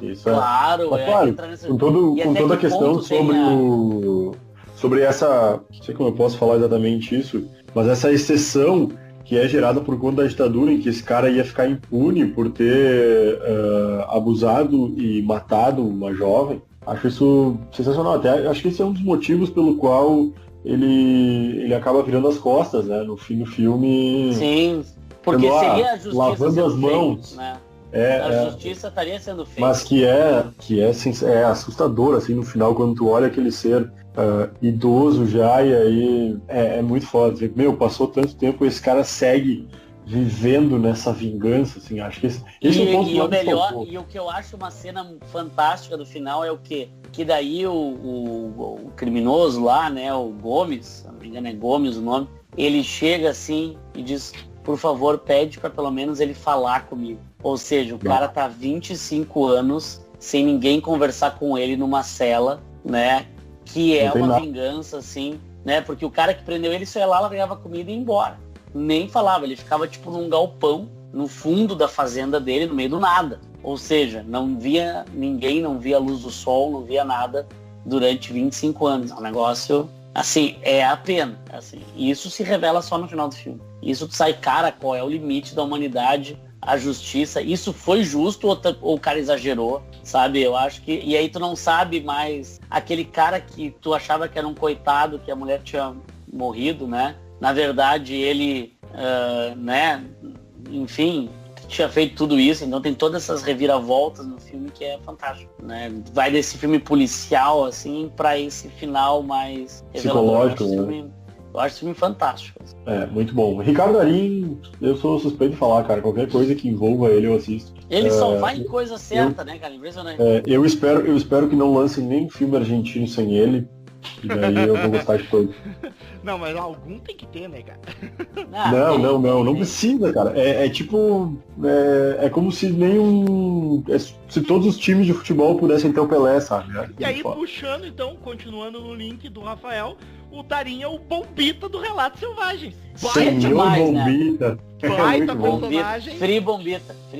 Né? Cara, personagem. O Relato Selvagem. Free Relato Bombita. Selvagem ele é de 2014. Relato Selvagem não tem spoiler. Relato Selvagem não tem spoiler porque ele passou na tela quente. Passou no tela quente há um pouco tempo atrás, né?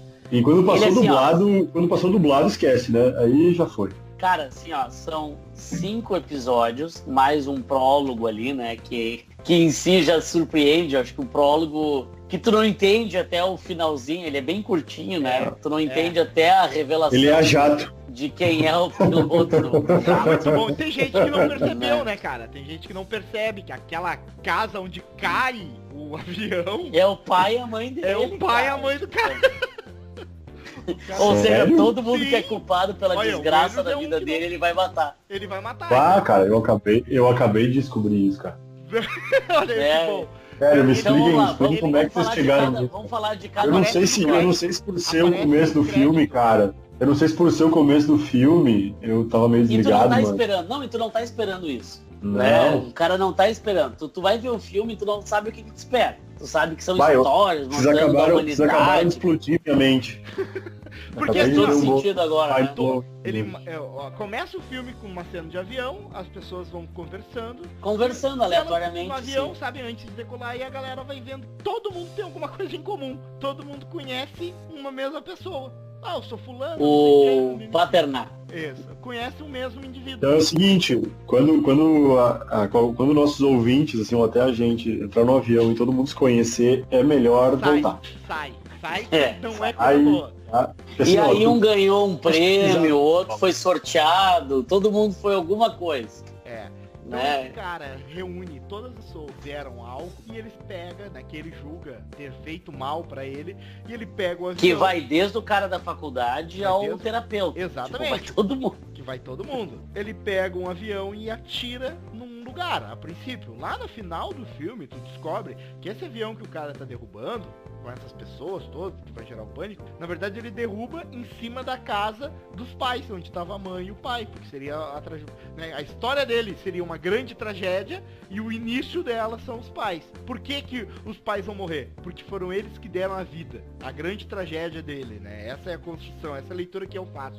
E aquela coisa de culpar os pais, né? Exatamente, por ó. suas A minha suas vida foi uma frustrações. merda, todo mundo morreu dessa forma. Quem foi o primeiro a fazer uma merda comigo? Meus pais, que eles me fizeram. Sem eles, nada disso teria acontecido. Então ele pega e atira e Sim. descobre no crédito, quando sobe o crédito. Que são aqueles caras que estão ali sendo referenciados no crédito, tem o mesmo sobrenome do cara que é referenciado lá como o negócio, o terrorista, no caso.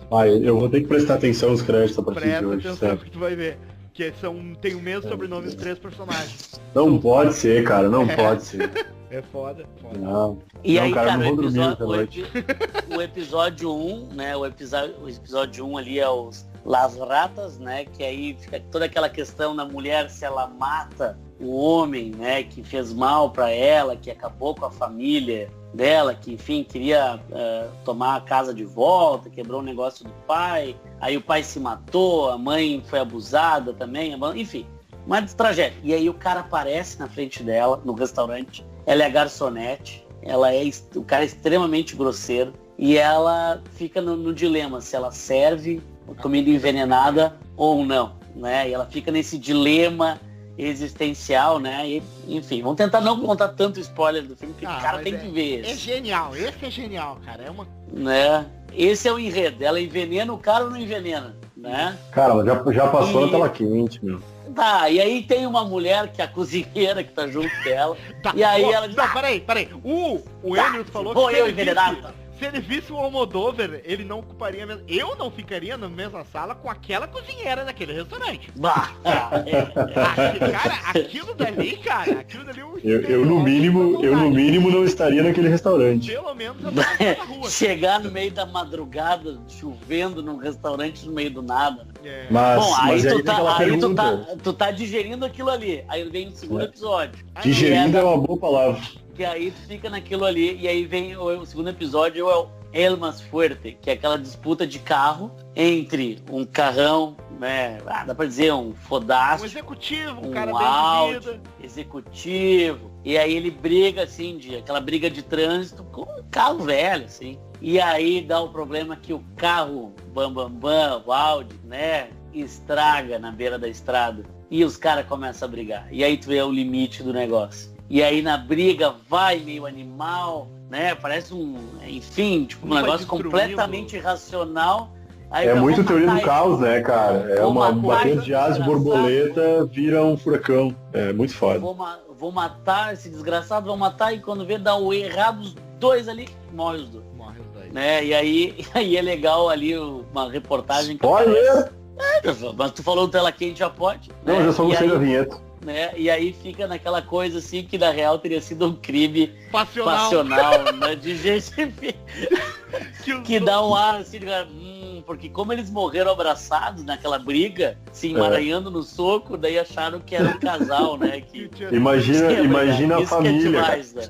Imagina pra família, o cara, sei lá, pai de filhos e tal, e descobre que... Né, porque achavam que, né, era um casal... Pra gente não falar de todas as cenas, ó, Relato Selvagem, simples, você tem que assistir, tá? São 5 cenas. Mas são 5, cara, tá demais, vou falar... Mas tem mais coisa. O Bombita, agora é o Bombita. Tá, então fala do Bombita e a gente passa pro próximo. Tu cortou o Bombita. Tá, o Bombita, cara. Tá, eu vou dar só o preview de cada um deles, cara. Não, tem que falar. O Bombita fala do Bombita. Tá, o Não, Bombita só o preview, assim, só o preview. Tá, o Passou na tela quente. O Bombita também interpretado do Ricardo Darín, né? Tipo, fantástico. Lindo. Assim, né? Ele é o cara cidadão de bem, aquele clássico cidadão de bem. Engenheiro de Minas, cara que lida lá, mostra ele trabalhando, enfim, com explosivos, implodindo prédio, muito legal. Cidadão exemplar. Né? Aquele cidadão de bem, aquele assim. E aí começa tudo errado também na vida dele. O carro dele é guinchado, e aí ele tenta retirar o carro e não consegue.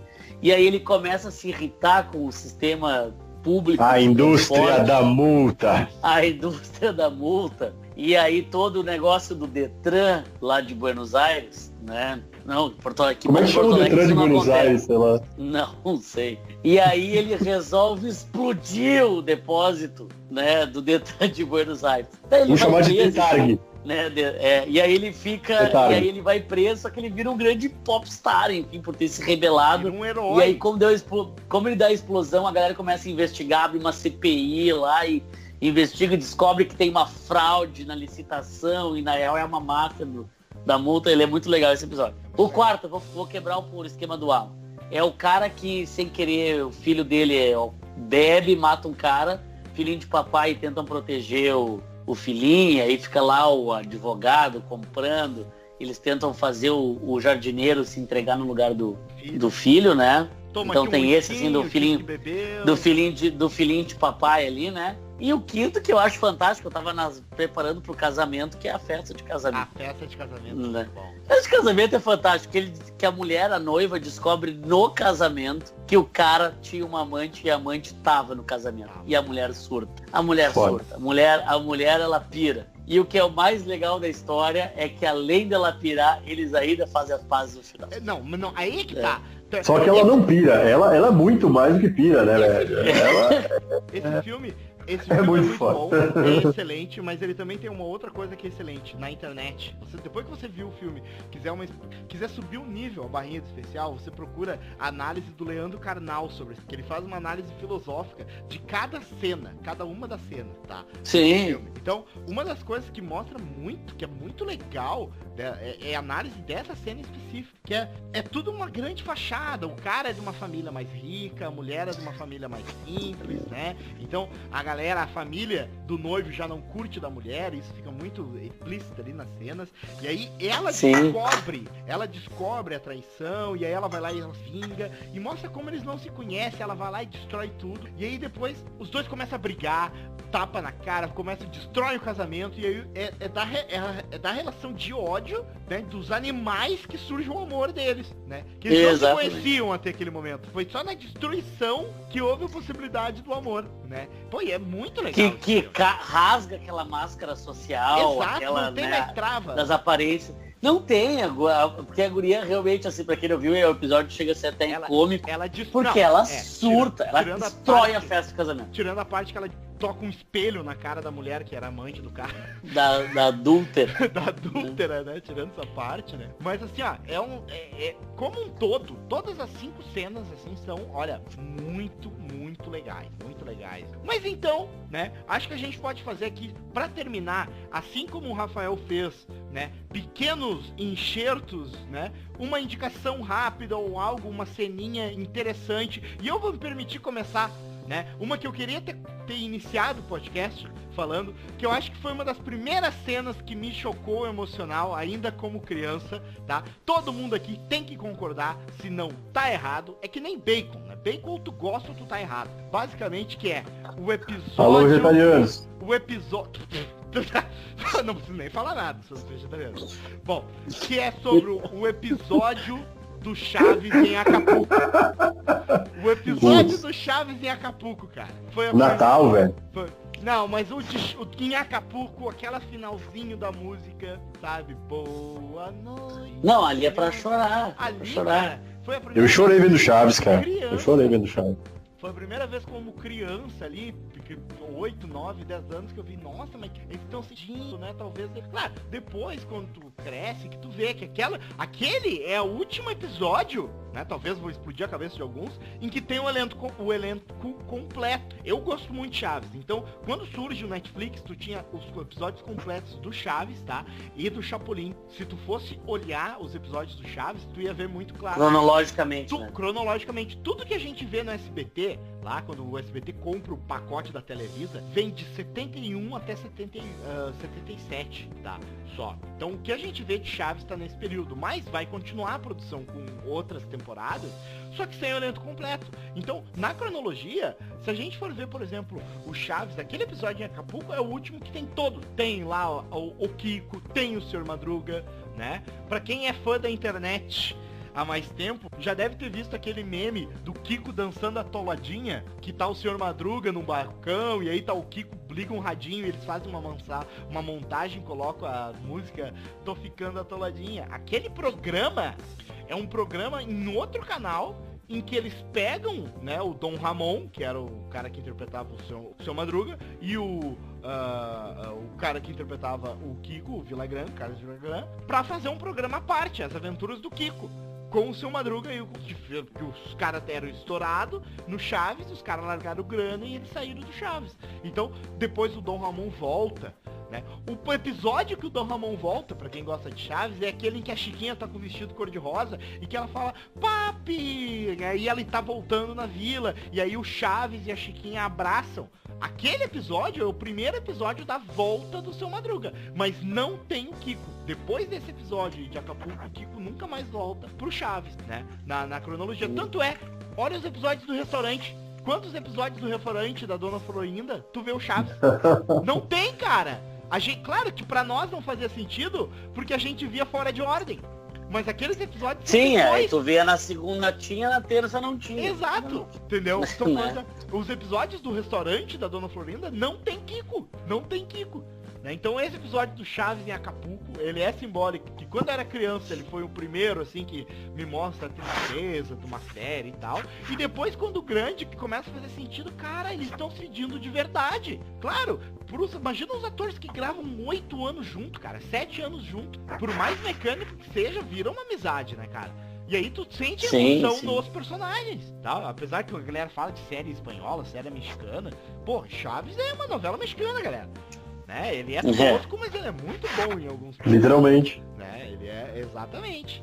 Então, vamos inverter a rodada. Começou pelo Andrews, depois foi agora, vamos lá. Rafael, uma indicação curtinha, uma coisa, poucos enxertos, vamos lá, o que tu queria acrescentar? Mas aí não tinha pensado nesse sentido, tá, então eu tava até desfocado. É que depois que tu falou de Chaves, eu fiquei realmente chocado com essa informação. Deixa eu só falar mais uma, por favor, que é uma completamente diferente, que vai ser rápido, que é uma dica de leitura, olha só. É um conto, 4 páginas, nada de livro grande, nada de chaproca de 400, 500 páginas. Simões Lopes Neto. Simões de Lopes Neto, exatamente acertaste, tá? Simões de Lopes, um conto chamado Boi Velho. Foi o primeiro texto que eu li que eu chorei. Eu nunca tinha chorado lendo. Cara, eu sou muito emotivo, né? Eu choro vendo novela. Chorei vendo a novela Carolina Dickman cortando o cabelo. Carolina Dickman cortando o cabelo. Chorei, não, vale a pena ver de novo, junto com a minha mãe, né? A musiquinha, a construção. Começa a tocar música, eu já me lembro, tenho que me segurar pra não chorar, né? Mas lendo, isso nunca tinha acontecido. Até que já ali uns 16, 17 anos, né? Fazendo vestibular, entra, né, leituras obrigatórias da URGS, pô, cai ali, contos gauchescos, vários contos aqui do Rio Grande do Sul. Simões de Lopes Neto é um autor aqui, e ele tem um conto, 4 páginas, chamado Boi Velho. Nesse conto ele dá uma, eu gosto do Simões de Lopes Neto, que de vez em quando ele narra como se fosse, sei lá, o Machado de Assis, né, ele tenta decifrar o sentimento da galera. E esse conto Boi Velho, ele começa da seguinte forma, com uma expressão idiomática, né? Puxa, é bicho mau, vírgula, o homem.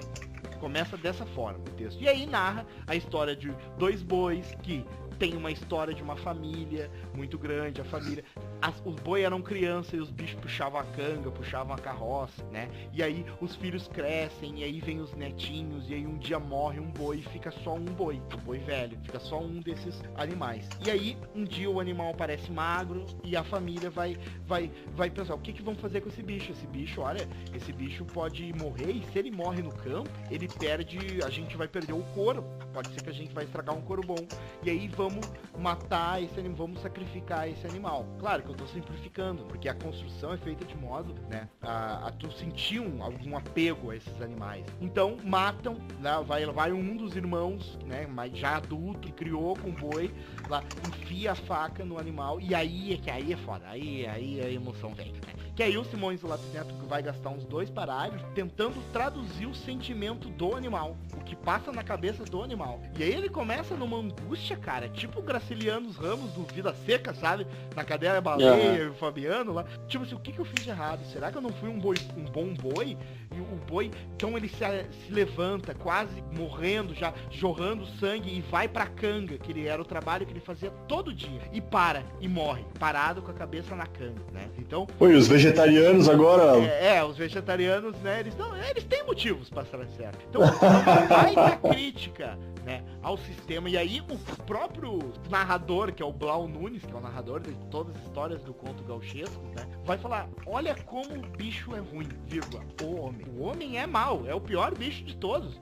Por uma coisa simples, o couro, ele esqueceu dezenas, 20 anos, crianças se criar. E aí tem a cena também nesse mesmo conto, né, do filho, porque aí inverte, né? Do mesmo jeito que esses caras que estão matando esse boi por ganância, pelo couro, mostra o filho desses caras ainda inocente, levando batata doce pro bichinho, morto. Ó, levanta, porque a criança não conhece a morte. Então a criança tá lá, ó, levanta boi velho, levanta boizinho, sabe? Ó, assim, ó, é excepcional esse boi velho. Olha aí o Alan trazendo coisa da terra, hein? Muito bem.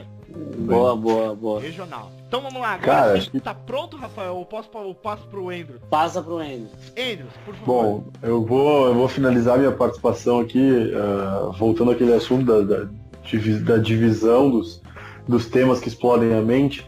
E aí eu vou fazer indicações, não vou falar muito sobre os filmes, alguns foram falados aqui, mas filmes que eu acho que precisam ser falados porque são sensacionais. E aí eu termino com um grande filme que pra mim é talvez o melhor que eu já vi. Bom, eu acho que nessa vibe de trocar de dimensão, ir de um tempo a outro, ou de uma camada a outra, eu acho que eu indico O Grande Truque, o The Prestigior, Sim. Né? Que é muito foda. Inventa-se uma história sobre o Tesla, no qual o David Bowie é o Tesla, então só por essa participação do Bowie já vale a pena. O filme já vale a pena. O filme é sensacional. Um filme que muita gente se confunde, um filme muito parecido que muita gente se confunde quando vai falar dele é O Ilusionista, Isso. que é com o Edward Norton, que é sensacional. Tá? A Origem, que a gente falou aqui, que também é do Christopher Nolan, assim como O Grande Truque, que é muito foda. Outro filme que eu acho sensacional, e que a gente não falou aqui, mas é um filme que talvez seja um dos melhores sobre esse tema, que, assim como A Origem é interpretado pelo Leonardo DiCaprio, é A Ilha do Medo. Sério, esse filme tem na Netflix. Bom também, bem bom. Putz, também. olha aí como é bom conversar. Nem me lembrava desse filme, ó. Esse filme é bem bom mesmo. Esse filme tá na Netflix, é muito foda, é um cara que vai investigar um assassinato em um hospício, e aí a história se desenrola. É muito foda. Um filme que eu confesso que eu não assisti ainda, porque muita gente me deixou com o pé atrás, mas que eu, depois de pesquisar um pouquinho para fazer esse podcast, eu vou assistir, que é o Interestelar, que eu não quero ouvir a opinião do Alan, tá? Antes de assistir. Que bom. Tá? E aí, esses pra mim são os filmes que mais tratam, assim, sobre essa questão de camadas. Uma dica. E tal. Interestelar, pra mim, dos últimos tempos, é o melhor filme que consegue casar uma narrativa com uma trilha sonora. E olha, bom, já vale a pena. Tipo assim, ó, tu consegue, o cara que fez a trilha, tu consegue, é uma simbiose perfeita. O que tá na tela e o sentimento da trilha. Muito bom. Porque o Interstellar, ele tem isso, como é um filme, é tipo naquela vibe, né, de Tarkovsky, filme de cabeça, de espaço, então tem longas cenas de silêncio no espaço, e aí a trilha te traduz o que tu tá vendo. E isso é um ponto positivo. O resto eu não preciso falar. Filme, da trama. Tá, não, valeu, vou assistir sim. Prometo que vou assistir e depois a gente conversa sobre. Em um futuro não muito próximo. Não muito distante, eu diria. Outra galáxia, em outro tempo. Agora eu tô entrando em férias, então pode ser um futuro breve.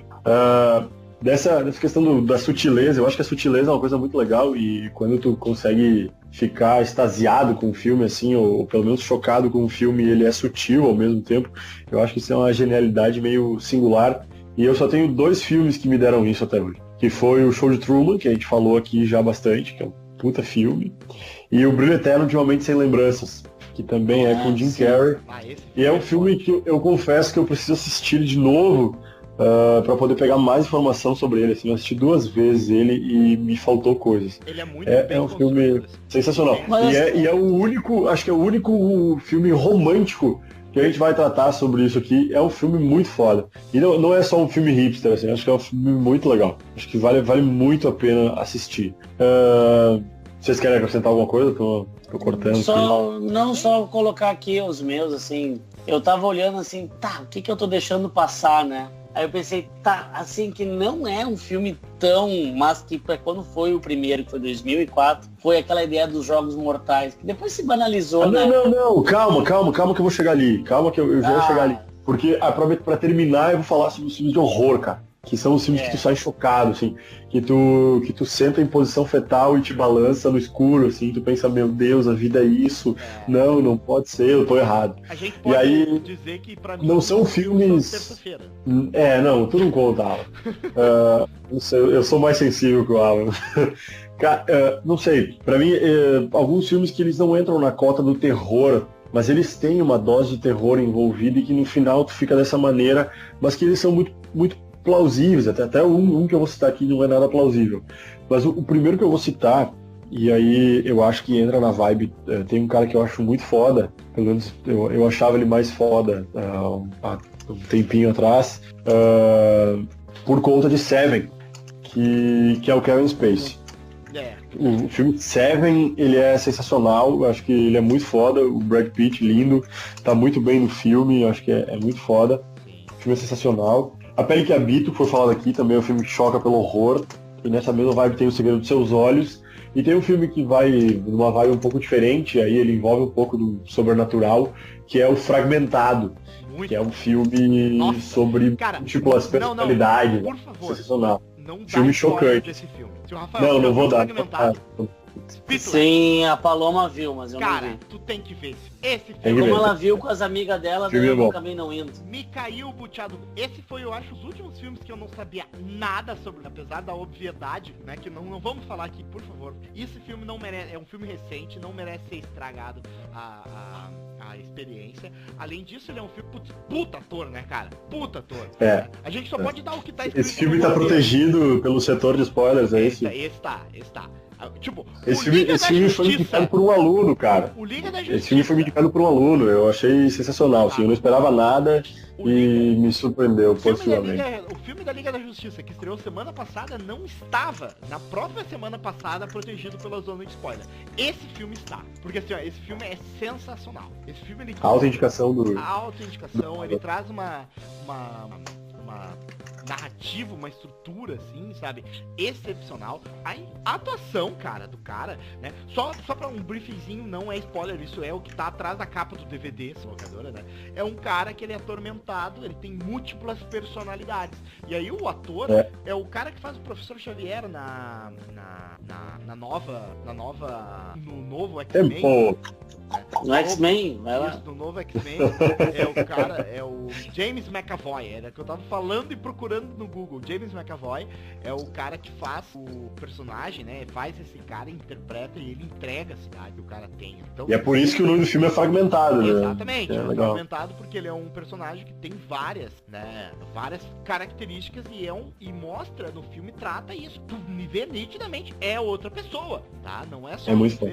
O ator é sensacional, eu não sei se ele vai concorrer ao Oscar, mas merece concorrer, cara. Pra mim, na boa, pra mim, esse Fragmentado é o melhor filme do ano, até agora, 2017. Concorre talvez com Logan, mas pra mim, esse é o melhor filme do ano, tá?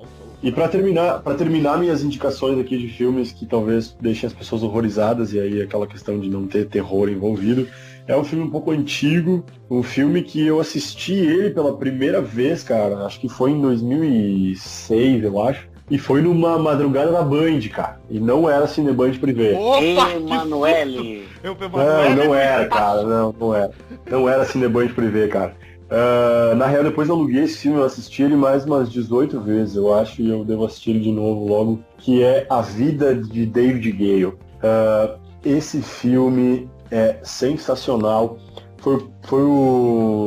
Não foi o primeiro filme que eu vi do Kevin Spacey, mas foi o filme que me fez virar fã do cara. Assim. Hoje tem um problema ser fã dele, né? O cara tá sendo acusado de assédio aí, com acusações muito próximas da verdade ali, muito provadas já. Mas como ator ele é sensacional. Me assustou quando eu vi uma entrevista do irmão do Kevin Spacey falando que na verdade os filmes dele não eram atuação, é quem ele era na realidade. Né? Mas nesse filme do A Vida de David Gale, ele não é um personagem culpado, assim, ele foge um pouquinho dessa... Não tem nada a ver com Seven, por exemplo, mas é um filme que vai tratar sobre a pena de morte.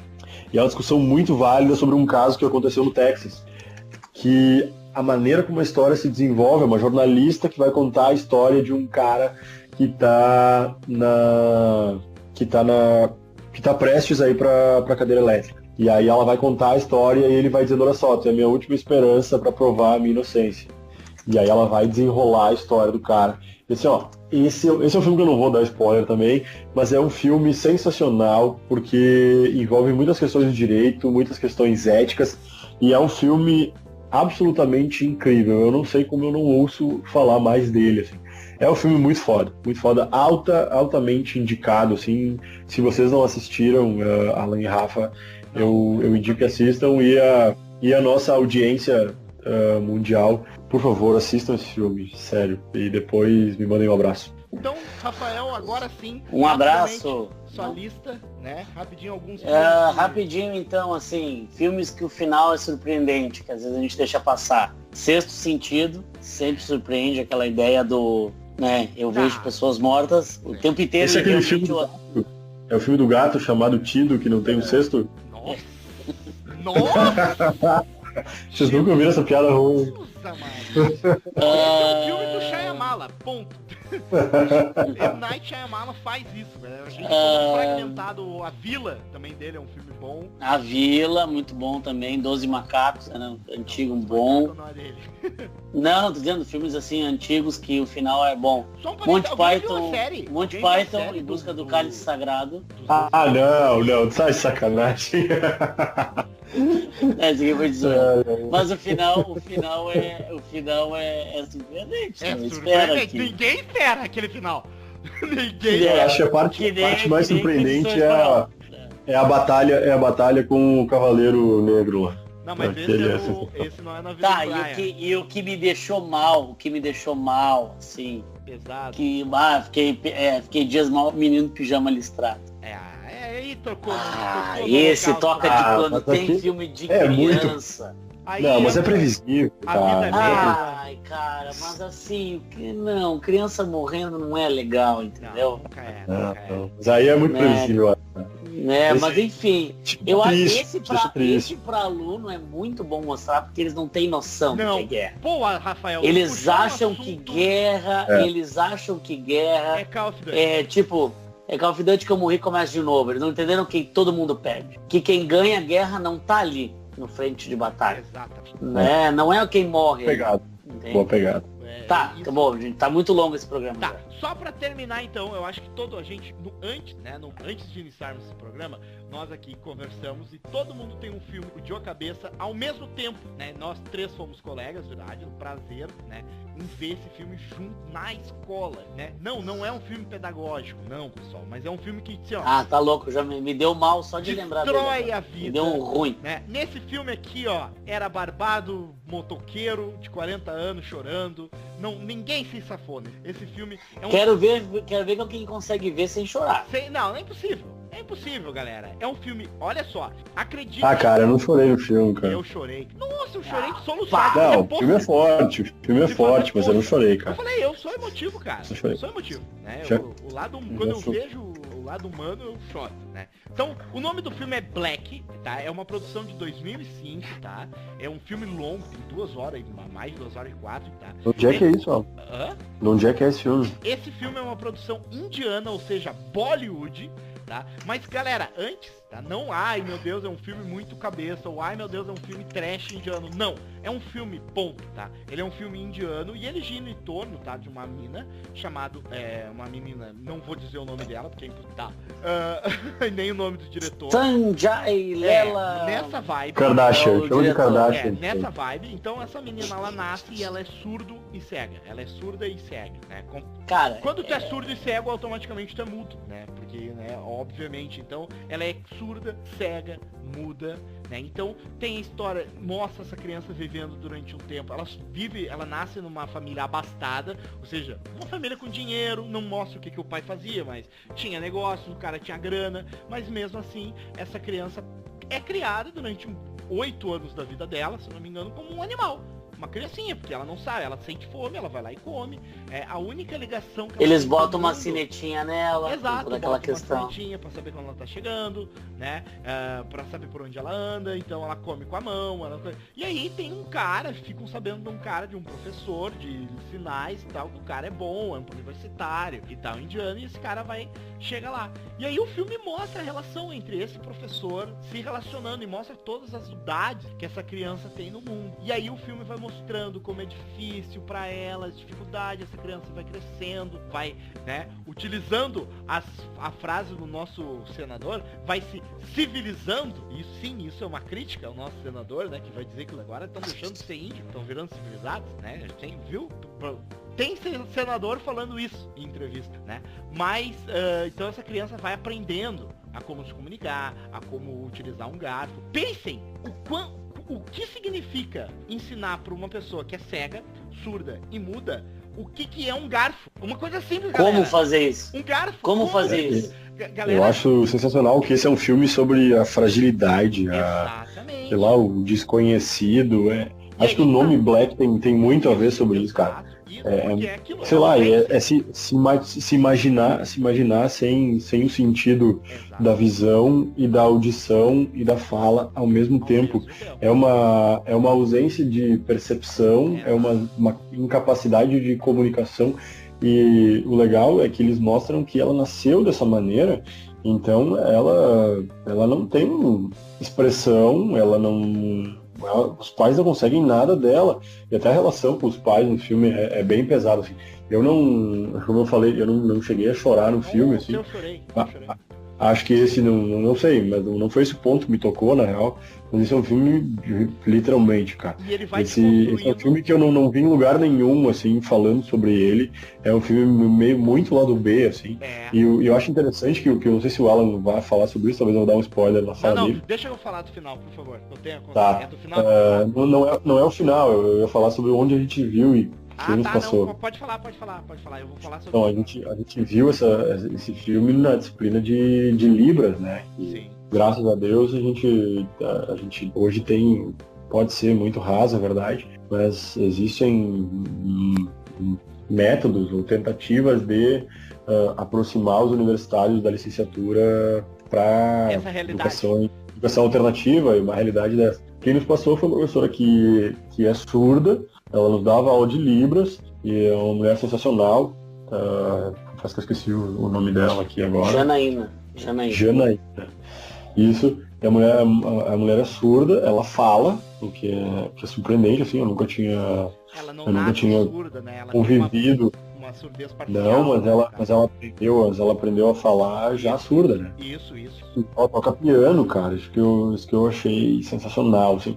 Eu já ouvi casos, a gente ouve muito falar sobre isso, e Beethoven, a gente não tem contato, né? É incrível tu conviver com uma pessoa assim, e quando ela passou esse filme ficou mais chocante ainda. Exato. Acho que o Alan fecha com chave de ouro a indicação. Essa é uma indicação que todo mundo concordou, todo mundo tinha na lista, todo mundo concordava que tinha que ser falado, né? Black, procurem aí Black, tá? É preto, escuro, né? Black é de 2005 aqui, pra quem quiser procurar. Coloca assim, ó, Black filme indiano. Black 2005.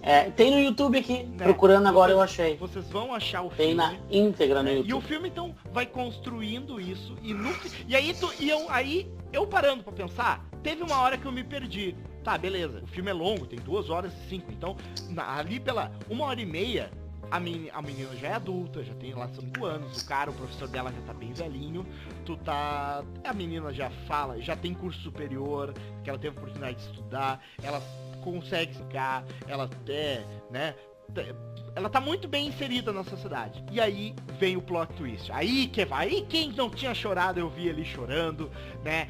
É o desespero, que meu Deus, cara. Porque aí eu entendi a moral do filme, a história. Que é uma história de aprendizagem. Então, ele é muito bom pra todo mundo que quer ver, mas principalmente se você é professor, se você gosta do filme, é um filme pra ser discutido, é muito bom pra discutir as questões da aprendizagem como um todo, as questões das dificuldades que nem o Andrews falou, né? A questão das barreiras e de buscar essa proximidade, quebrando essas barreiras. É um filme excelente. Eu não sei se eu falo do final, né? Que é o final. Não. Realmente, o final do filme, quando eu entendi a mensagem do filme, é o que me quebrou. Puta que pariu. Agora, é isso aí. É assim que tem que terminar. Termina o filme. Eu fico até emocionado. Me lembrando do filme, imagina vendo, tá? Esse é um filme assim, ó, que realmente me emociona muito. É o Conto do Boi Velho, filme Black. Vamos lá, galera. Já temos que fazer o final de semana. Deu então, né, gente? Deu então. Muito tempo de programa, né? Galera, cada vez um programinha maior. Mas, galera, é o seguinte, tá na internet, é podcast, ouve um pedacinho agora, ou parou, volta um pouquinho depois. Ah, não, esse filme eu quero ver. Passa pro próximo filme, tu não precisa escutar o spoiler. Tá chato, bota mais pra frente, bota mais pra trás. É podcast, galera, não é rádio. Não gostou do Andrews, passa pra frente, não tem problema. Não tem como. Não tem como. Não fale do Andrews, um dos 20 melhores historiadores. 20? Não ia subir. Tô subindo. Subiu? Tá, mas tô de 25 pra 20, tinha que chegar no top 10. Não, mas é que eu não consegui conferir tanto. Porra. Quando ele voltar aqui, eu acho que quem sabe a gente apresenta ele. Então tá, pessoal, esse foi o nosso 4º episódio. Filmes que bugaram a nossa cabeça. Fugimos um pouquinho da pauta. Filmes, séries, né? Falamos de contos, né? E tinha mais coisa aqui na minha listinha, mas deixa pra próxima, gente. Tinha coisa demais. Se vocês gostarem, por favor, comentem, gostamos, queremos a parte 2, e aí a gente pega e não estamos marcando a data, um dia desses nós marcamos a parte 2 desse programa. É isso aí, galera. Quando a gente quiser, né? Isso é importante. Bem lembrar, quando a gente quiser. Certo? Galera, porque obrigado. É um programa pra gente falar o que quiser. Andrews, um do top 10 aí de Serafina Correia Histories. Olha aí, ó, chegou. Isso que é atenção. Considerações finais, olha aí, já aparece em vídeo do YouTube agora. No top 10. Então, considerações finais, queria dizer obrigado pelo convite aí. Valeu. Acho uma iniciativa sensacional. Vocês estão criando conteúdo, colocando na rede, deixando disponível, possibilitando a galera conhecer algumas coisas diferentes, coisas que talvez não tenham acesso. Falando de coisas que todo mundo já viu, talvez de uma maneira diferente, o que também é legal. E dizer obrigado mais uma vez. Foi um grande prazer. Eu tenho um projeto na escola que eu trabalho voltado ao cinema, que é o Em Cena, né? A gente trabalha... E que todos vocês escutaram esse programa, né? Graças à indicação aí do professor Andrews. Vamos falar aí. Pessoal do João Paulo I aí, em peso. Um beijo no coração para vocês, meus queridos, sempre fiéis comigo ali. E acho legal, acho que esse é um tema legal de tratar. Muito bacana que a gente tratou da questão do 13 Reasons Why. Foi uma bela sacada do Alan aí, trazer esse tema, mesmo que ele fuja um pouco do que a gente estava falando. Mas é isso, sem mais delongas. Um abraço e até a próxima. Digam tchau. Tchau. Digo tchau.